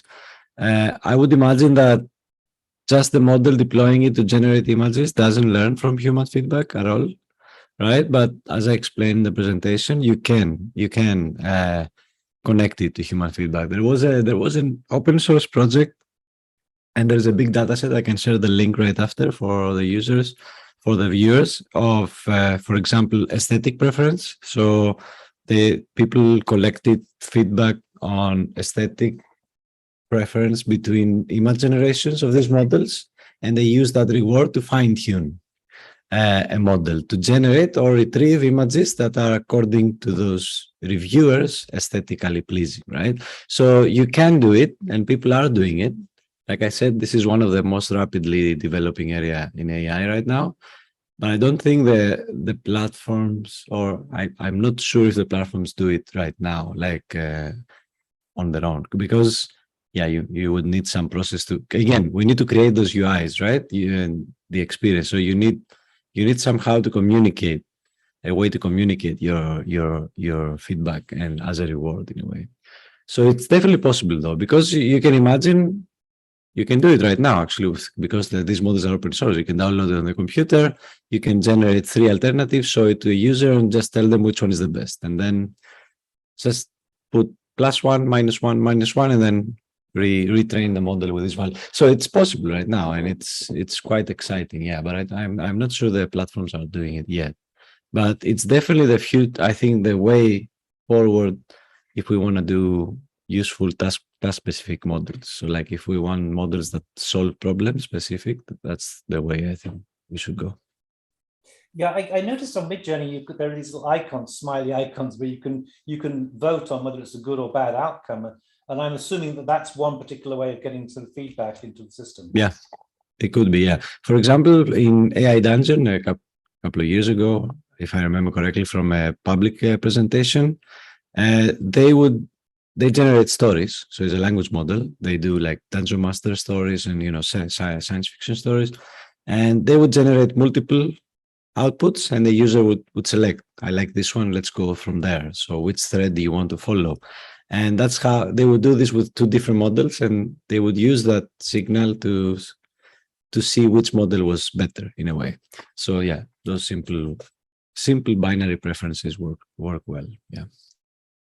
I just also, Theodore, while you're here, I totally agree with your idea that certainly for the time being, the human remains at the center of everything. And that's why in my own presentations, I've been talking about how we can see these diffusion platforms as a form of extended imagination, a bit like if you take the logic from, let's say, you start off with the extended mind thesis by Andy Clark and David Chalmers, whereby we're kind of offloading certain things onto our devices. We don't remember our phone numbers anymore because on our phones, and then you can move on to what Joy Ito calls extended intelligence, rather than just simply AI versus humans, to see the AI as an extension. I also think that these diffusion platforms sort of lend to the possibility of becoming a form of extended imagination. They can be seen as a kind of prosthesis to the way that we operate. But I wanted to, but there was one comment you made. Well, you were saying, well, the humans remain at the center. But my question is though, maybe what the role of the human is changing rapidly, in the sense that I think the remark has already been made by Manuel de Landa, whereby the role of the architect has already transformed in this kind of process-oriented approach to things, from being a kind of top-down form maker to being the controller of processes. So it's a very different sort of way of operating. So if there is any imagination, it's the well, I mean, there are lots of ways it can be, but one of the ways in which imagination is deployed is in how inventively you use these particular tools. And it seems to me that this kind of idea that you spoke about in terms of how all these interfaces using different tools, that's the important thing. I think what we've discovered in the last few weeks has been precisely that. It's not just simply, when we're talking about the diffusion platform, it's not just the diffusion platform, but the diffusion platform with other tools, and the way in which people are kind of creatively combining these things. That seems to be where the real invention is taking place. So maybe back to you. Yeah, exactly. I think they're all. I'm not sure if I have the perfect description. Like, I think I could describe the future role as an orchestrator, maybe. So like I said, you need to have these different tools or models or whatever, solutions, whatever you call them, software is the same, that do specific things, and you need to compose to make configurations of them to solve specific tasks, right? And I think that one part of creativity is how you would configure and how you would bring them together. And the other part is, because I do imagine that in AI-driven design of whatever kind, exploration would be a very critical part. Like it will all be about exploration. It won't be about just, you know, shaping, chiseling one design in a way. And the other way that I think creativity, in a way, creativity can interact is how you affect the horizon of that search, right? So it becomes because again, I think this is why all those evolutionary things from the 90s, I don't know, 76, I don't know when they happened. The human in the loop, I think that's why they failed. The whole designer fatigue was because we kept showing them designs and they needed to select alternatives. And after 5 minutes, everyone has a headache. But if you're doing millions of designs, this is already impossible. But you can interact with the horizon of searches, right? You can say, you can sort of, that's my idea of creativity in that process of orchestrator, where you step in and you say, okay, something here looks good, something here looks good. Let's go. And then things start moving. So kind of like identifying the trends, and that will require both creativity and critical thinking, if it makes sense. We have a question from Samir, and I just want to ask him in a second, but just a kind of comment from Angelica, follow up to my initial question. Angelica, do you want to mention that, or should I just simply read it out? Hi, no, I just, while we're talking about that, in DALL-E, if you do the outpainting, you can put an initial image and then it generates 4 options so you can choose. And I wonder if whenever I choose something there, the model is collecting this kind of information to I don't know, change it or update it or improve it somehow. Just a question. I'm just wondering. We don't know. I don't know if you have some comments. If it's possible that they're doing this without even letting us know or something. I think will be not stupid, but yeah, not smart from their side not to do it, even if they are not using it. Yeah. Even if they're not using right now, it would be not unwise for them not to collect that data. And I can understand, like yesterday we were playing with my students and we are kind of wondering if it really catch the style that we were wanting to do, like different from each one of us. And if you can kind of, what Neil asked was learning from what you're doing, because it, not MidJourney, but mostly DALL-E, it doesn't have like a style like MidJourney. And we kept wondering if I do a sequence of inputs, if it learns from it. And sometimes I don't, sometimes I put an initial image, sometimes I don't, but the next phrase without image, it gets something in a kind of similar way. No. In principle, we can start to build some reinforcement learning model, which can learn what the user's input. For instance, user might use some keywords like the background, the foreground, and the lighting set, etc. There's a lot of keywords that the users will put in, and we can build up the model that can also link to the results they select eventually. So by like reinforcement learning means that you have to do it over and over again. And then when there's a lot of people using it, I think the machine will find the best parameter or kind of setting behind the model that the keywords fits best to some kind of outcome effects. Yeah, that's possible. We are using always the same image quality words, you know, you just change the beginning of the phrase. So maybe that's what's happening. We want to classify the images now to see what they're changing. Okay, without knowing exactly how, if DALL-E has this kind of mechanism and if it's really like fitting in the feedback from the user into the generation. My experience with federated learning is that the outcome is more dramatic when you have preference in. Yeah. So right now for me, intuition-wise, only without knowing exactly all the process that goes behind MidJourney, intuition-wise, when I'm looking at the images, pretty much everything looks the same. Yeah. If you look at online, pretty much those kind of aesthetics are the same. So I don't see exactly the user preference yet. For me, when I'm working with federated learning in the office, I see quite a dramatic in a way difference between different users. You know, the way that the network trains just because of the user input. Okay. I mean, Thanks. my assumption would be that I mean, I think I take your point, Daniel. They would be stupid not to use that data, but the question is whether it's been fed into the generic model or whether it's been customized for the individual user. I would expect customization to be something you pay for. It's not that cheap to do it for all the users, yeah. But for the generic, perhaps, yeah. But in the discourse of both platforms, they ask us to vote for things. So that's how they're improving their models with the icons, the heart, or good or bad. And they give you credits if you voted. It's like the more you voted, more credits you get, more free credits you get. It's kind of they're paying us to do that. So we have a question from Samir, and could I also invite other questions from both the Zoom audience, the YouTube audience, and the Bilibili audience? Samir, would you like to ask a question? Yeah, thank you, Ned, for this session today. I see it's so much insightful and informative. I have an inquiry or a question and insights that I'd like to share the group with. First inquiry, I'm a Revit user. I'm a professional Revit user since 2007. So we have expectations in our industry.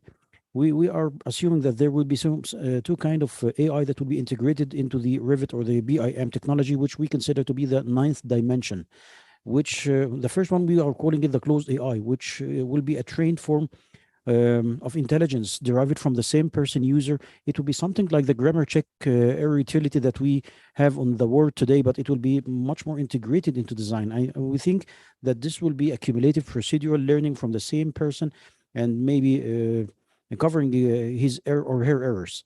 And this is the one that we are considered to be free. But also we also consider that there will be another open AI systems which will be commercial and you can buy it. Something like legislative or codes, maybe kind of AI, the one that you can really buy and check your design against the local codes or legislative system of the country or maybe the town or city that you will be building on. So this is what we think, and we think that this will be rapid and commercial. Also, the same applies for the MEP systems and all kind of engineering disciplines that you would like to upload to the Revit, maybe not as a plugin, but as a part integrative to the Revit system, to the BIM system. The other one is our far insights. Far-term insights is about downloading our own logic completely to an AI bot to delegate it while we are sleeping or maybe in a vacation or something. This logic could grow on its own rapidly into many years of experience, exceeding even the years of the original user's age. So this is the far insights that I'm a practitioner and at the same work, I'm a scholar and work in the academia. So these are our insights that of course is based on many papers and the practice. It is reflected from the needs of our practice in practice and in education at the same time. So the first one is inquiry. Would you really anticipate that there will be this closed AI which will be free based on the same person's experience, and the open AI which you can buy from several commercial packages, maybe legislative from the governmental outlet, maybe I'm not sure, or the MEP from several houses of engineering, and that is the inquiry that I'd like to share as an open discussion, which I do believe there is no definitive answer out of it, but I wanted to share. Thank you.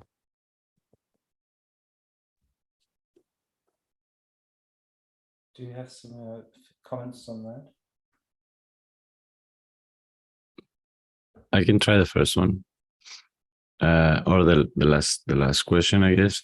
I do think that's why I mentioned community over products. I do think like that these AI tools, they have to be open source, or like, and not just open source in the sense like there is code available or weights available, but also accessible. So like that people can actually use them, deploy them, put them in production. And there is a sort of danger that, commercial closed AI, as you say, systems will be developed, and in a way, like most of the APIs were that, right? But there are also communities like the ones we know publicly, like for example, Stability, that are sort of counteracting that in a way. And there is a lot of drive around this, counteracting the closed sort of non-available. non-availability of the models and deployment. Then the other thing that about the discussion about Revit, and of course all this that you mentioned is possible. People are already trying to do it, I guess, with regulations and regulatory checks with AI, and I think that's something that can happen, by anyone. There are the means to do it out there. It's just cost, effort, and time to do it. But I think that what I tried to mention, at least from my point of view, when I mentioned that AI, it's not really intelligent design is not related to a software like or a interface, or I also included BIM there in a way. Like, I don't think AI is here to serve BIM in some way, right? If there is an AI that is serving BIM, then that's not intelligent design, if that makes sense, right? It will be useful, but it will be useful in that narrow domain in a way. But I think intelligent design, if and when we develop it, and I do think we will develop it, will sort of supersede that, or like embed it inside. So like both conceptual design and, detailed design, or ready for fabrication, or all of that will live in the same space, if that makes sense. But there are opportunities for AI-driven, solutions within BIM right now. Those are stepping stones, right? Yeah, but you're actually right. Yeah, there is a lot of data inside there to use. So that's just my two quick thoughts on that. If I may add a small remark, yes, the concept of the open source AI, I think it will be very important for the quick pace of development.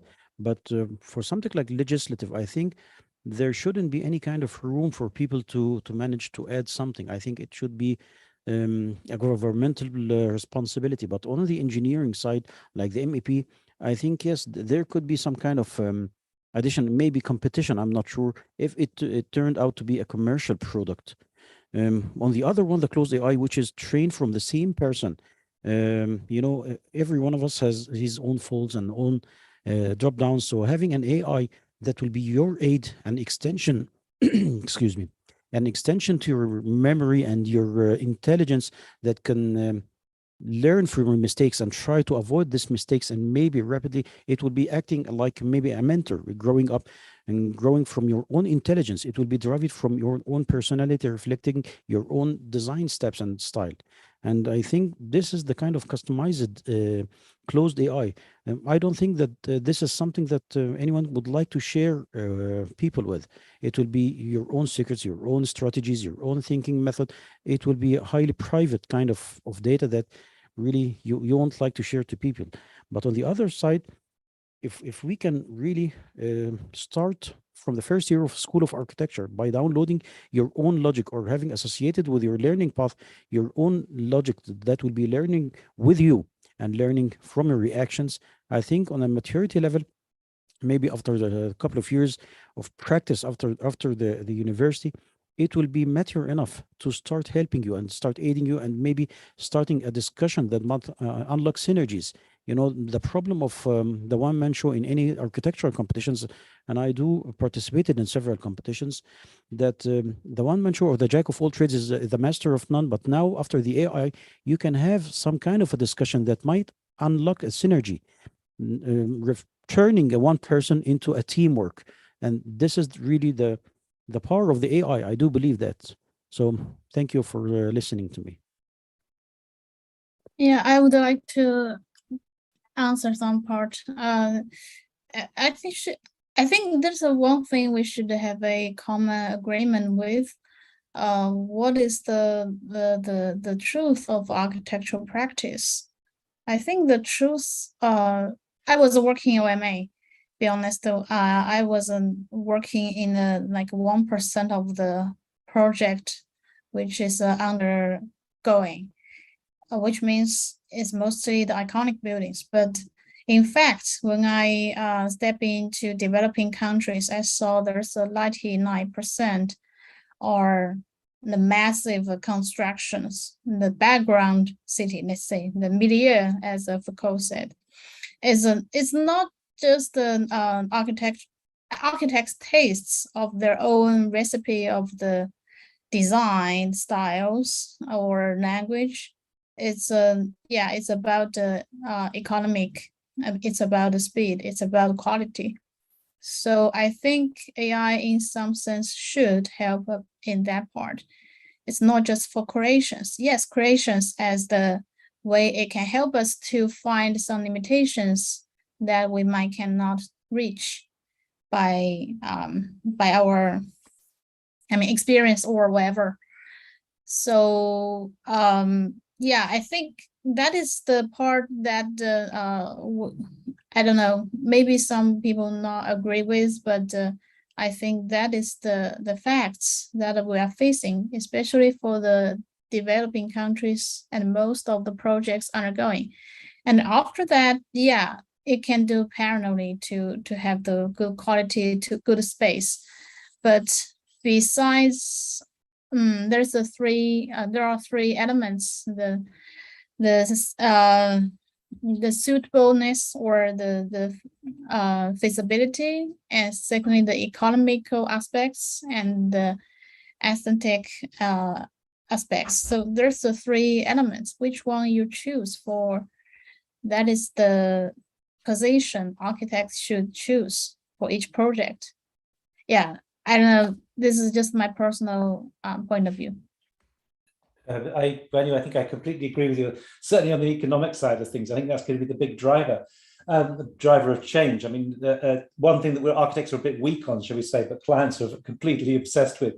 Just to kind of to respond also to Samir, I'm just wondering whether I guess there's some clue as to how things might be going in architecture from the straightforward things you see on Gmail right now. The fact that it's kind of like it's finishing off the end of your sentence based on what it knows of how you might say things. It's doing spell checks. I could see that those kind of things will be very easy to incorporate in a model to kind of particularly kind of safety checks and so on.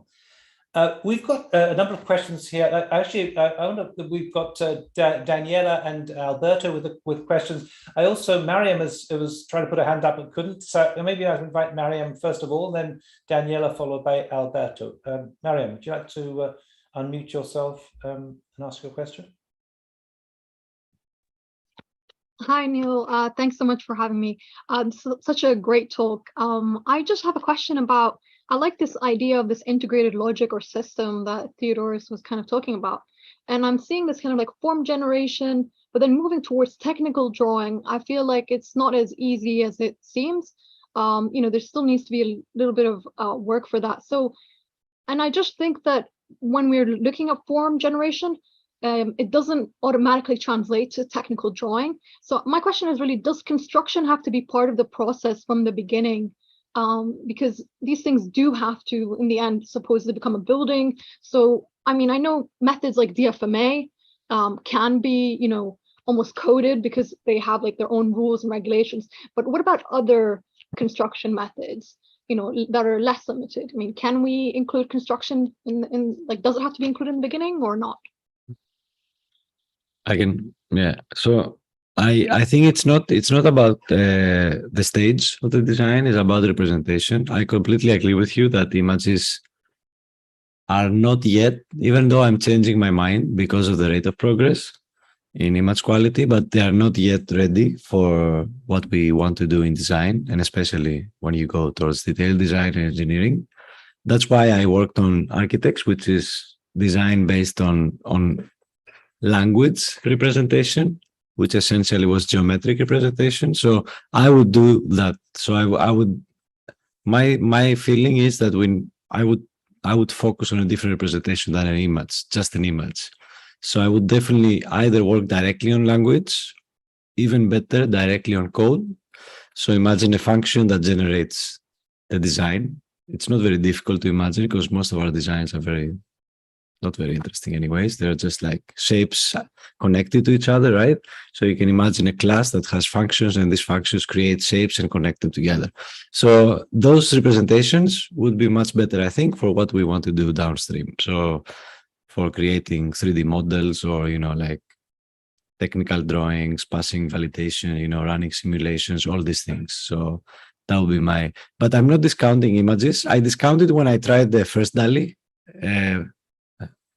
I think ages ago, and it's not even 18 months. I don't even know how long. It looks like an eternity because the images were terrible and I couldn't just extract the layouts. but already I've done designs with diffusion models and they do quite well. So I'm not discounting it completely, but I do think that the representation will matter. So I would do language, even better code. So sort of code representation of detailed design or this sort of design we have, and then you can train models to generate that quite in a straightforward manner. And that would also have different stages of design inside. So if you're for construction, imagine you have construction documentation or specifications. They are mostly either language or geometry, right? In this sense, yeah. I would like to add something as well. Be honest, architects, we work as a traditional way. It's already been like over hundreds of years, even 1,000 years, which is we have an imagination of the project might be, and then we draw it out, and then we build the model, physical or virtual model, and then we add in details. That is the way we used to work. But this is like the imagination-driven work. That should be the truth of the architectural, which means functional-wise, aesthetic-wise, economical-wise, a lot of things. So what X-School and I is doing is we are not taking that methodology as the basic logic of our work. What we did, we call it data-driven. So the data, there's two ways of data. One data is the requirements. For instance, FAR, GFA, all the aspects of the economic wise. And that is the parameter or the data which is needed. And secondly, the data is the surrounding. The demands of the city, the transportation around. There's a lot of the big data we have, but we didn't use it at all. But we should analyze that data and get a conclusion out from it, and which could be one of our design, inputs. So based on these two kinds of data, and we're using the AI to generate the results, that is not based on our imagination, but the real demands of the land and the real demands of the client and the city, which is completely different than we're dealing with the form. And we don't care the form at all, actually. Yeah, a little bit, but the form is the result of the functional or very rationalized result, let's say. Yeah, this is another way of thinking, but this is what we do here.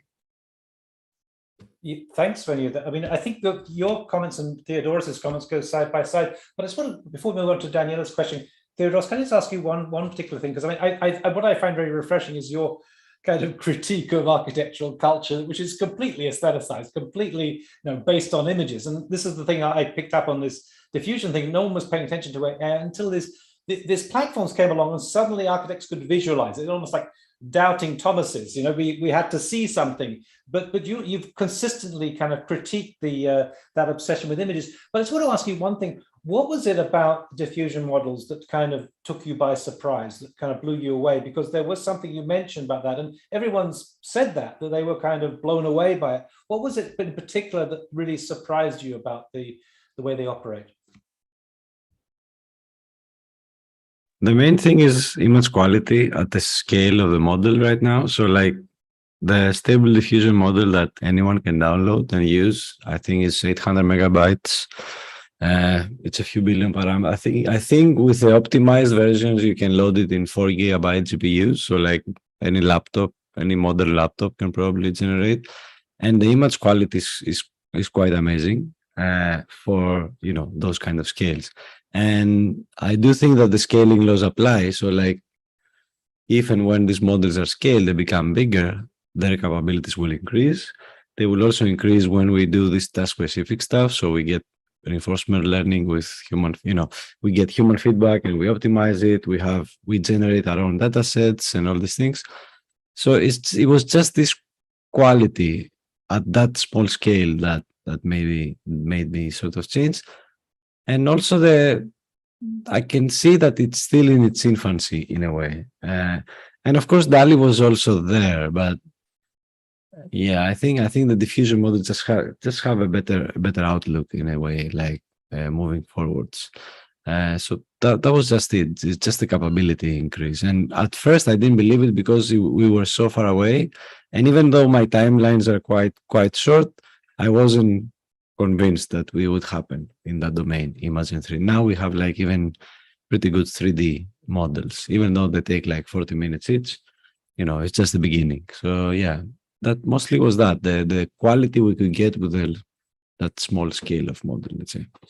Yeah, I think that's vital. I'm kind of developing a theory that most people are using these diffusion models on Instagram and or showing them on Instagram and using their cell phones, which means it's a very small scale. And as soon as you even put it onto a, let's say, a PowerPoint, suddenly you realize that maybe there are imperfections there you can't see at the smaller scale. So we have a question from Daniela, and then we one from Alberto. So Daniela, would you like to unmute yourself and ask a question? Sure. Yeah, I'm not sure if this is so much a question as much as I'd love to hear some more discussion about this. So thank you, first of all, to all the presenters and also Neil for another terrific session.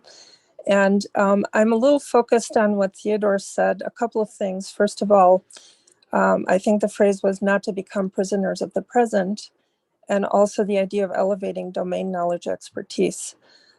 So I went to school at a time when there was a lot of iconoclasm in the sense that things were brought in from the outside, even for technical issues. Like, for instance, I remember a studio I had with Greg Lynn where, you know, we were talking about boat design and how boat designers kind of rationalize curvature. And that was in fact kind of like a new discussion in the field in general. This was like slightly before all the digital tools became really intelligent. But this idea of not becoming a prisoner of the present, I think, is also connected to not becoming a prisoner of our own private knowledge base. So in a sense, like the whole discussion of development of very specific architecture tools is still surrounding like the processes that we have right now.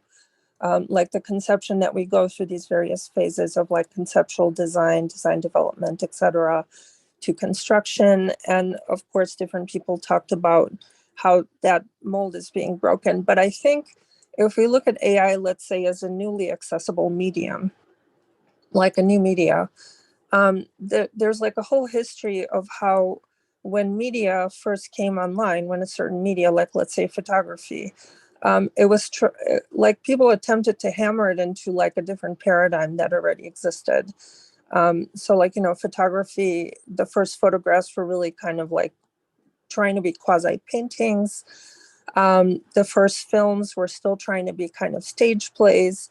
And eventually those mediums found their voice. And it's really striking to me that we're still really functioning around like known media when we think about AI or any other tool, as a matter of fact, that's kind of new. And that we still kind of want to hammer it into like a specialized domain. So there's no question that in practice, in office practice, I mean, you really need to specialize some of these tools, either to accelerate the speed or to expand the number of choices, etc.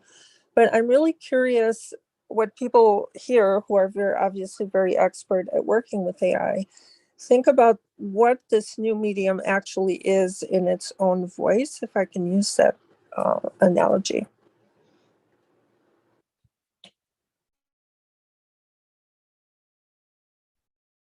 That's a great question. I don't know if we've got any answers to it. If I can go, but I was thinking I can also not keep going first. But I guess since it was you mentioned those words, I think you're absolutely right. Like I think we do think, and even when I talk with people and you know just generating images, I can see sometimes that you know they're just like, okay, that's a nice image, okay, but they're still not sort of mind blown that you know they typed something and they got a sort of actually consistent image to their semantic input. You know, that's sort of mind blowing to me. I don't think that these models are the same at all to the paradigms that we have, and they shouldn't be thought as such. And even things like you know prompting sort of indicates that, because it's a different way of approaching it. And we think that we have a language to speak to these models, but we don't necessarily have it. Like, for example, you can try it right now. You can go to MidJourney or Stable Diffusion and you do the same trick. You say some building in some design, right? And then you say in the style of, and instead of Zaha Hadid, just put an imaginary architect. Just put a name that doesn't exist. And the model will create a style. I'm pretty sure it will sort of create a style. It will make some style. It happens also with painting. So you can say in the style of imaginary painters and the model.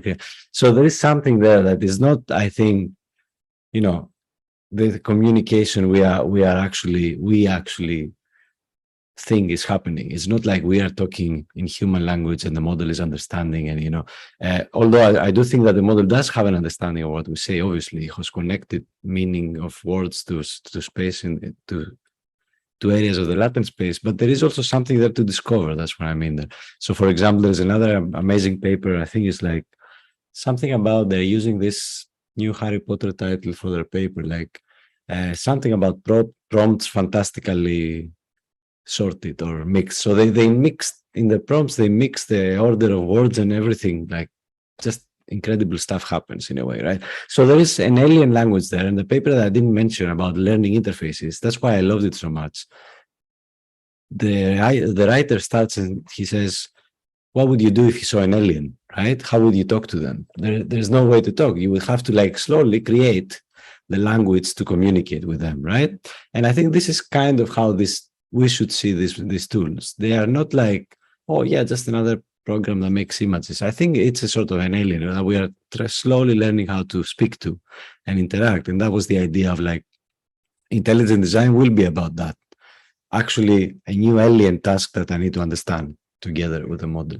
So yeah, I think it's not really like you say, I don't think it's the same paradigm. And I think people will try to put it in because it's easy to continuity, right? But it is something different, I think. And that's my 2 cents. Theodore, can I just push you on that? Because the question of it, are they intelligent images, I think is the really interesting one. Or what intelligence is there in the image? Because, I mean, there are 2 things that struck me about the way that MidJourney operates. First of all, if you do put a Zaha prompt in there, right, the curves that come out are actually quite Zaha-like. And I think the view that most people took when this kind of stuff first started coming out, I remember my colleagues being so skeptical, so, oh, it's just some arbitrary curve. It's not an arbitrary curve. You know, if you work for Zaha, it's actually going to be exactly the precise curve. It's very, very carefully curated. That's my first point. The second point is that, you know, I'm wondering whether there isn't something in the way that it presents things that actually embodies a form of intelligence. For example, you know, the 2 things. One is that the way in which they managed to put the astronaut on the horse. I mean, basically, that was a kind of it was a search and synthesis argument. I think that was so interesting. How did they get them sitting on the horse and with the knees bending where the knees bend and all those kind of things? There's an implicit knowledge that is there, and you can also find this, for example, you know, in the kind of when you do, I mean, a lot of stuff's coming out looking kind of like quite Gaudi-like, and particularly working with kind of drapes or with kind of ropes or strings that have this sort of catenary curve that's part of its logic. In other words, there seems to be an implicit knowledge in the image itself. Could I put that? What would you think to that comment? Yeah, absolutely. There are things in there that we can reach. So, like if you do ask for Zaha, the building, it would go to the latent space that is around that. Literally, the images that had that annotation or similar style, and it will create. But my point was that there are also ways to sort of capture parts of the space with terms that don't really mean anything in a way. Like that's what I mean by a random name instead of a famous architect, and somehow that will capture something and it will create a style, whatever that is. It's probably something that we have no idea what it was because it's something in the latent space of the model that name means or something. It could be like, you know, the name of a football player or an actor, or yeah, something different. And it will still try to create a style. And I think that, you know, that's just one example of how we are not yet, we don't yet know how to communicate with these models. And I think also an example of why they are not really the same paradigm. They're not like this sort of deterministic, you know, relationship between like input and output. Like we know what comes out, you know, when you're yeah, I think it's something new, but that's just me. It might not be, and yeah, it's still early on. I mean, at the back of my question really was Mariam's initial kind of question about, you know, construction and things. You know, is there an implicit knowledge about how materials might behave, and that's something that could be there? Because actually, to be honest, frankly, you know, from the days when I was trained at Cambridge, you know, in the 80s, you would do something, it wasn't, when the sketch wasn't made of anything, right? It wasn't made of, you know, concrete, whatever. It was a sketch. It was kind of and so this is no different in some ways, but I do see some implicit knowledge there that could be maybe drawn upon. And I would share with you just this kind of this amazement of how these diffusion models operate. But I'm wondering whether we you know, while we're banging our head against the wall, maybe there's something in the model itself that might reveal itself in a way that surprises us in the future. Yeah. So Alberto has a question. Alberto is I just want to thank Alberto yesterday for the session on inside the Bartlett. Alberto is also on our Digital Futures Spanish language channel. So Alberto, welcome. Yeah, thank you, Neil. Well, firstly, thank you for your wonderful presentation, guys. And over that, I was just seriously thinking about the Wanyu presentation about cool tools, and it's just because about how basically this is going to change, and hopefully it's going to change the future of BIM, for instance, because now we are just working in a quite strict protocol, step by step, super rigid. They are trying to promote this idea of collaborative design between commas, but basically they are just trying to take the full control of the industry and leaving the architects in a kind of the starting point. We are in the corner there, just start without any ingerence in the whole process finally. So I'm just wondering if you can see an opportunity finally to return to this idea for orchestra director, as what was mentioned here, because we were like that at a certain point during our history. We were like the guys that were connected with all the parts of the process, and now we are just on the corner. So I'm not sure. Do you think if in a way AI is going to return the architecture to that point of let's say connectivity between all the points on the construction process, because architecture is not just about the design, it's about also the construction and the operation. So what do you think about that? Yeah, thank you, Alberto. I think it is quite true that architecture is I think architecture is about more like linking all the aspects, all the parts together, because design is just the one part of it. And that so-called design is a series of decision makings. But our decision making are based on our experience, our knowledge, and our position. However, the decision might sometimes not that correct and might not we not so as broad as possible, right? We only saw a few options and then we made the call, but the AI can help us to find as much as possible of the possibilities with all description of the design itself or the decision itself, and help us to do better decision each steps.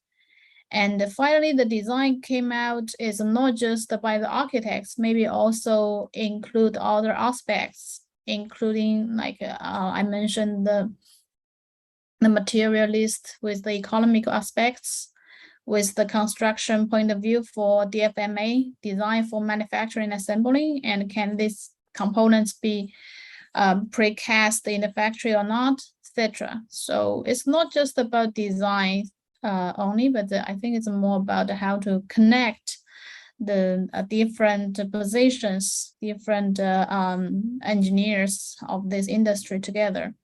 Yeah.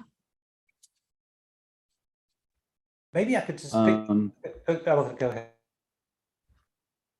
Yeah, I was just wondering about this, exactly the same point, because from my experience as a practitioner also, because I'm a licensed architect, and was always remembering when I was on the construction site, you know, visiting what was happening there. And but that happened before AI for sure. So now I'm just wondering about you. Let's say, what if the architect with AI, with the data that is emerging from there daily, every second, maybe with that we can take better decisions on site, trying to avoid errors, because basically the errors are always happening. It's a fantasy that the construction is going to be perfect if we are just using digital tools from the very beginning, because we are humans and the errors are there. So how to find solutions in a quicker possible way using AI and on site, maybe something that could be really interesting for us as an architects. I'm really let's say happy with these tools that you were showing us today, because I'm not you already finished your presentation showing us this construction site, and so I was wondering about how to get data from there, trying to create feedback to the AI tools for later.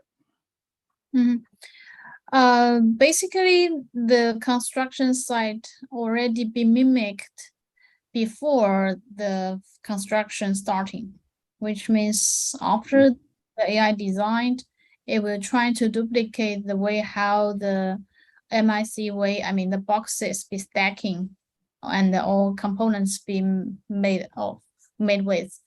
Yeah, so there's another way of collecting data back from the construction site is to do the data connection.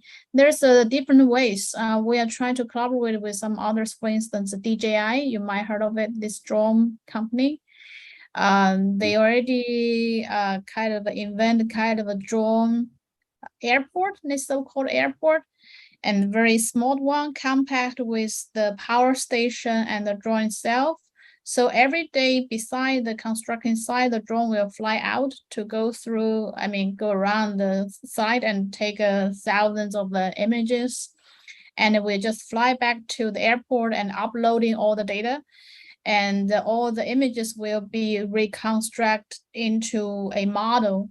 And it's called the dot cloud model. And that model gonna compare with the design kind of a BIM model and see is there any, I mean, mismatching, or is there any delaying or any kinds of things. But yeah, for the construction side, we need another device, I mean, hardware device to collecting data, but it can be anything. I heard also there's another kind of a helmet that helps to catching some images, and meanwhile some AR glasses that you can match your model with the site itself, etc. I think there's a lot of usage of it. Yeah, and the AI there can help us to checking. It's not just by eyes checking, right? I was on the site for several years as well. And we always like checking by our eyes. And secondly, we use rulers, laser rulers as well, but that is not accurate at all. And when you ask a construction worker on site, he has no idea at all. So everyone is talking in different language. Architects in a very professional way of talking the things, but the workers on site just don't understand. So this kind of a way, maybe AI can help us to kind of build a bridge that everyone can agree with what is the standard, and all the outcomes should match with it. Yeah. Thank you for your answer. Really.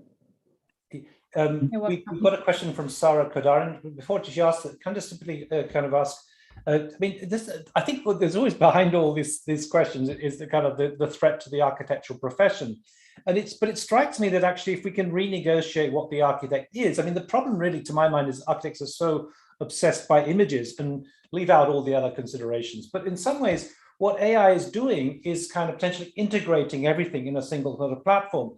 And that's effectively, sorry, what the architect is, in fact. I mean, we're ultimately a kind of conductor of an orchestra. I mean, this was a comment that has been made several times. You know, what do we specialize in? Not much, actually, but we're able to integrate them. But if we could see ourselves as being more in that role, then AI, I could see more of a connection with AI than if we leave ourselves simply dealing with visuals, then we're going to be left aside, it strikes me.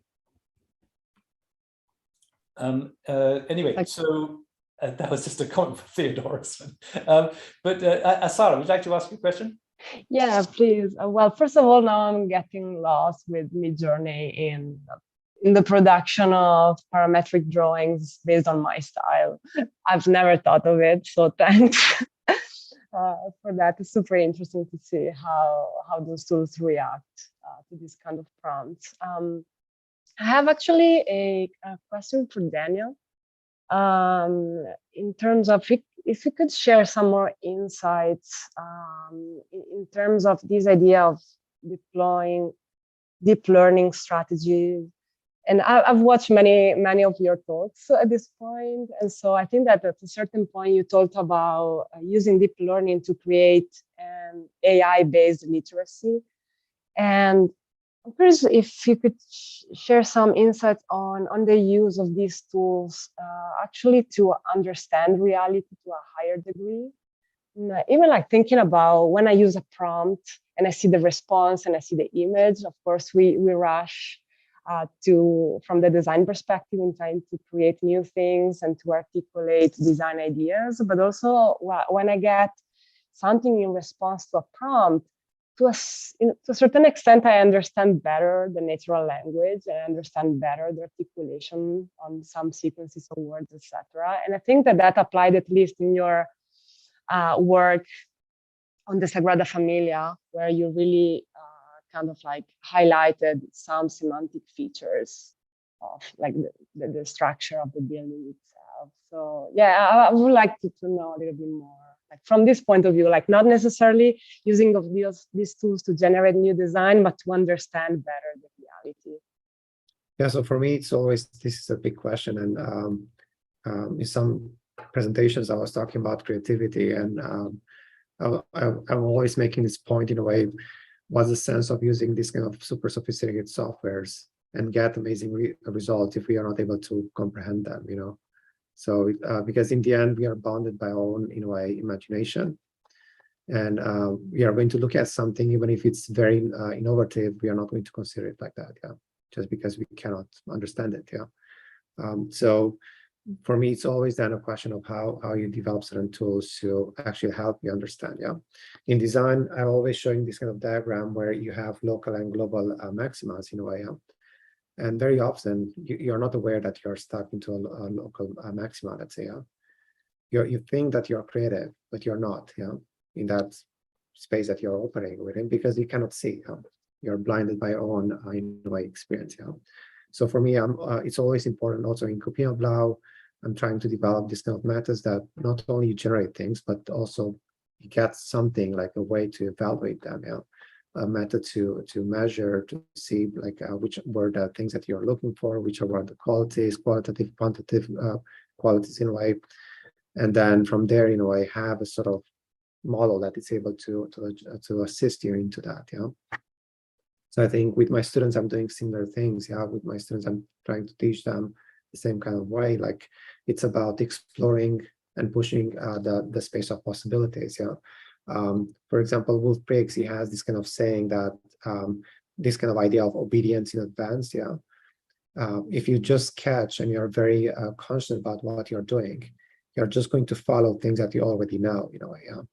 And you're just going to follow the path that was already walked, yeah. Like options that are already safe, that are already like there, yeah. But if you want to be innovative, if you want to be creative, you have to move beyond your own, in a way, understanding of things, yeah. Not to the things that are just obedient, in a way, yeah.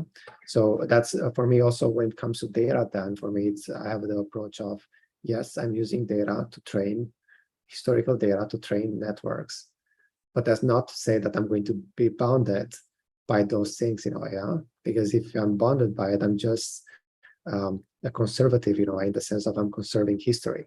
I'm not just repeating history, nothing else, yeah. So I think those kind of things are extremely important, and I'm always trying in my project. My project is quite big, I'll say, yeah. I cannot put it into Sagrada, I cannot put it into DPM Blau or other kind of project I'm working with. But my intention is always like to look at this aspect of how do you augment creativity in the true sense, where you go beyond the limitations, yeah. So I don't know if that answers the question, but for me, I'm always looking at those aspects, but I'm looking at them from a perspective of, okay, qualitative, quantitative. Okay, that's one way to evaluate things. Yeah. Then what other networks we can use to actually look at the results and give us some insights about the result. Yeah, that can explain to us certain things. Yeah. Thank you. That was fantastic. Thank you. We should try and wrap things up. I'm very conscious of for Theodorus in Melbourne, it's about 3:30 in the morning or something like that. But I just want to say this has been a really fantastic conversation. I think that we're moving into new territory now, and I think the real issues are coming to the forefront now. We've had these diffusion models that have been a wake-up call for people, but I think what you guys are all working on, I think, is precisely the future, and you know. It's an exciting but challenging time, but certainly to have a discussion like that like this today and involving everyone has been really a rich debate to build upon. Maybe I could just finish off by just sharing my screen a second, just to remind everyone of the of what's going to happen in the next couple of weeks. So we have a break on next week for Acadia. There's no session next Sunday, but after that we're kind of going through some of the same issues in a different way through the books, the publication of books that have been published. So on the 6th of November we will have Wanyu joining us with Manuel Coda and Matias Del Campo on the books on architectural design. Then on the 13th of November, we have Phil Bernstein, who's published his book on AI in the office, which in many ways will be a further reflection of these kind of debates, but through a different lens, shall we say. Plus Randy Deutsch, who has published a book called Super Users, about his prediction about the kind of people who will flourish in the office of the future. Of course, alongside that, you can see how these tools are actually making accessible in a very democratic way. So there are these two tensions going on. And then we move on to AI and aesthetics before the final session on AI in the city. I just want to mention also that all these sessions are being uploaded onto the Digital Futures library at the bottom here. So let me just finish off by thanking the speakers today. Really incredibly rich and intense discussion, really invigorating. Thank you for all that. I want to thank also the team behind this, the Digital Futures team, who've been working so hard to put this together. And we look forward to seeing you again in 2 weeks' time. Thank you again for everyone. It's been a terrific. It's been a wonderful session. Much food for thought. Thanks, Theodorus, especially for staying up so late, and also Wanyu it's not so early in China either. Thank you. Thank you very much. Thank you. Thanks for having us. Thank you. Bye. Thank you, everyone. Bye.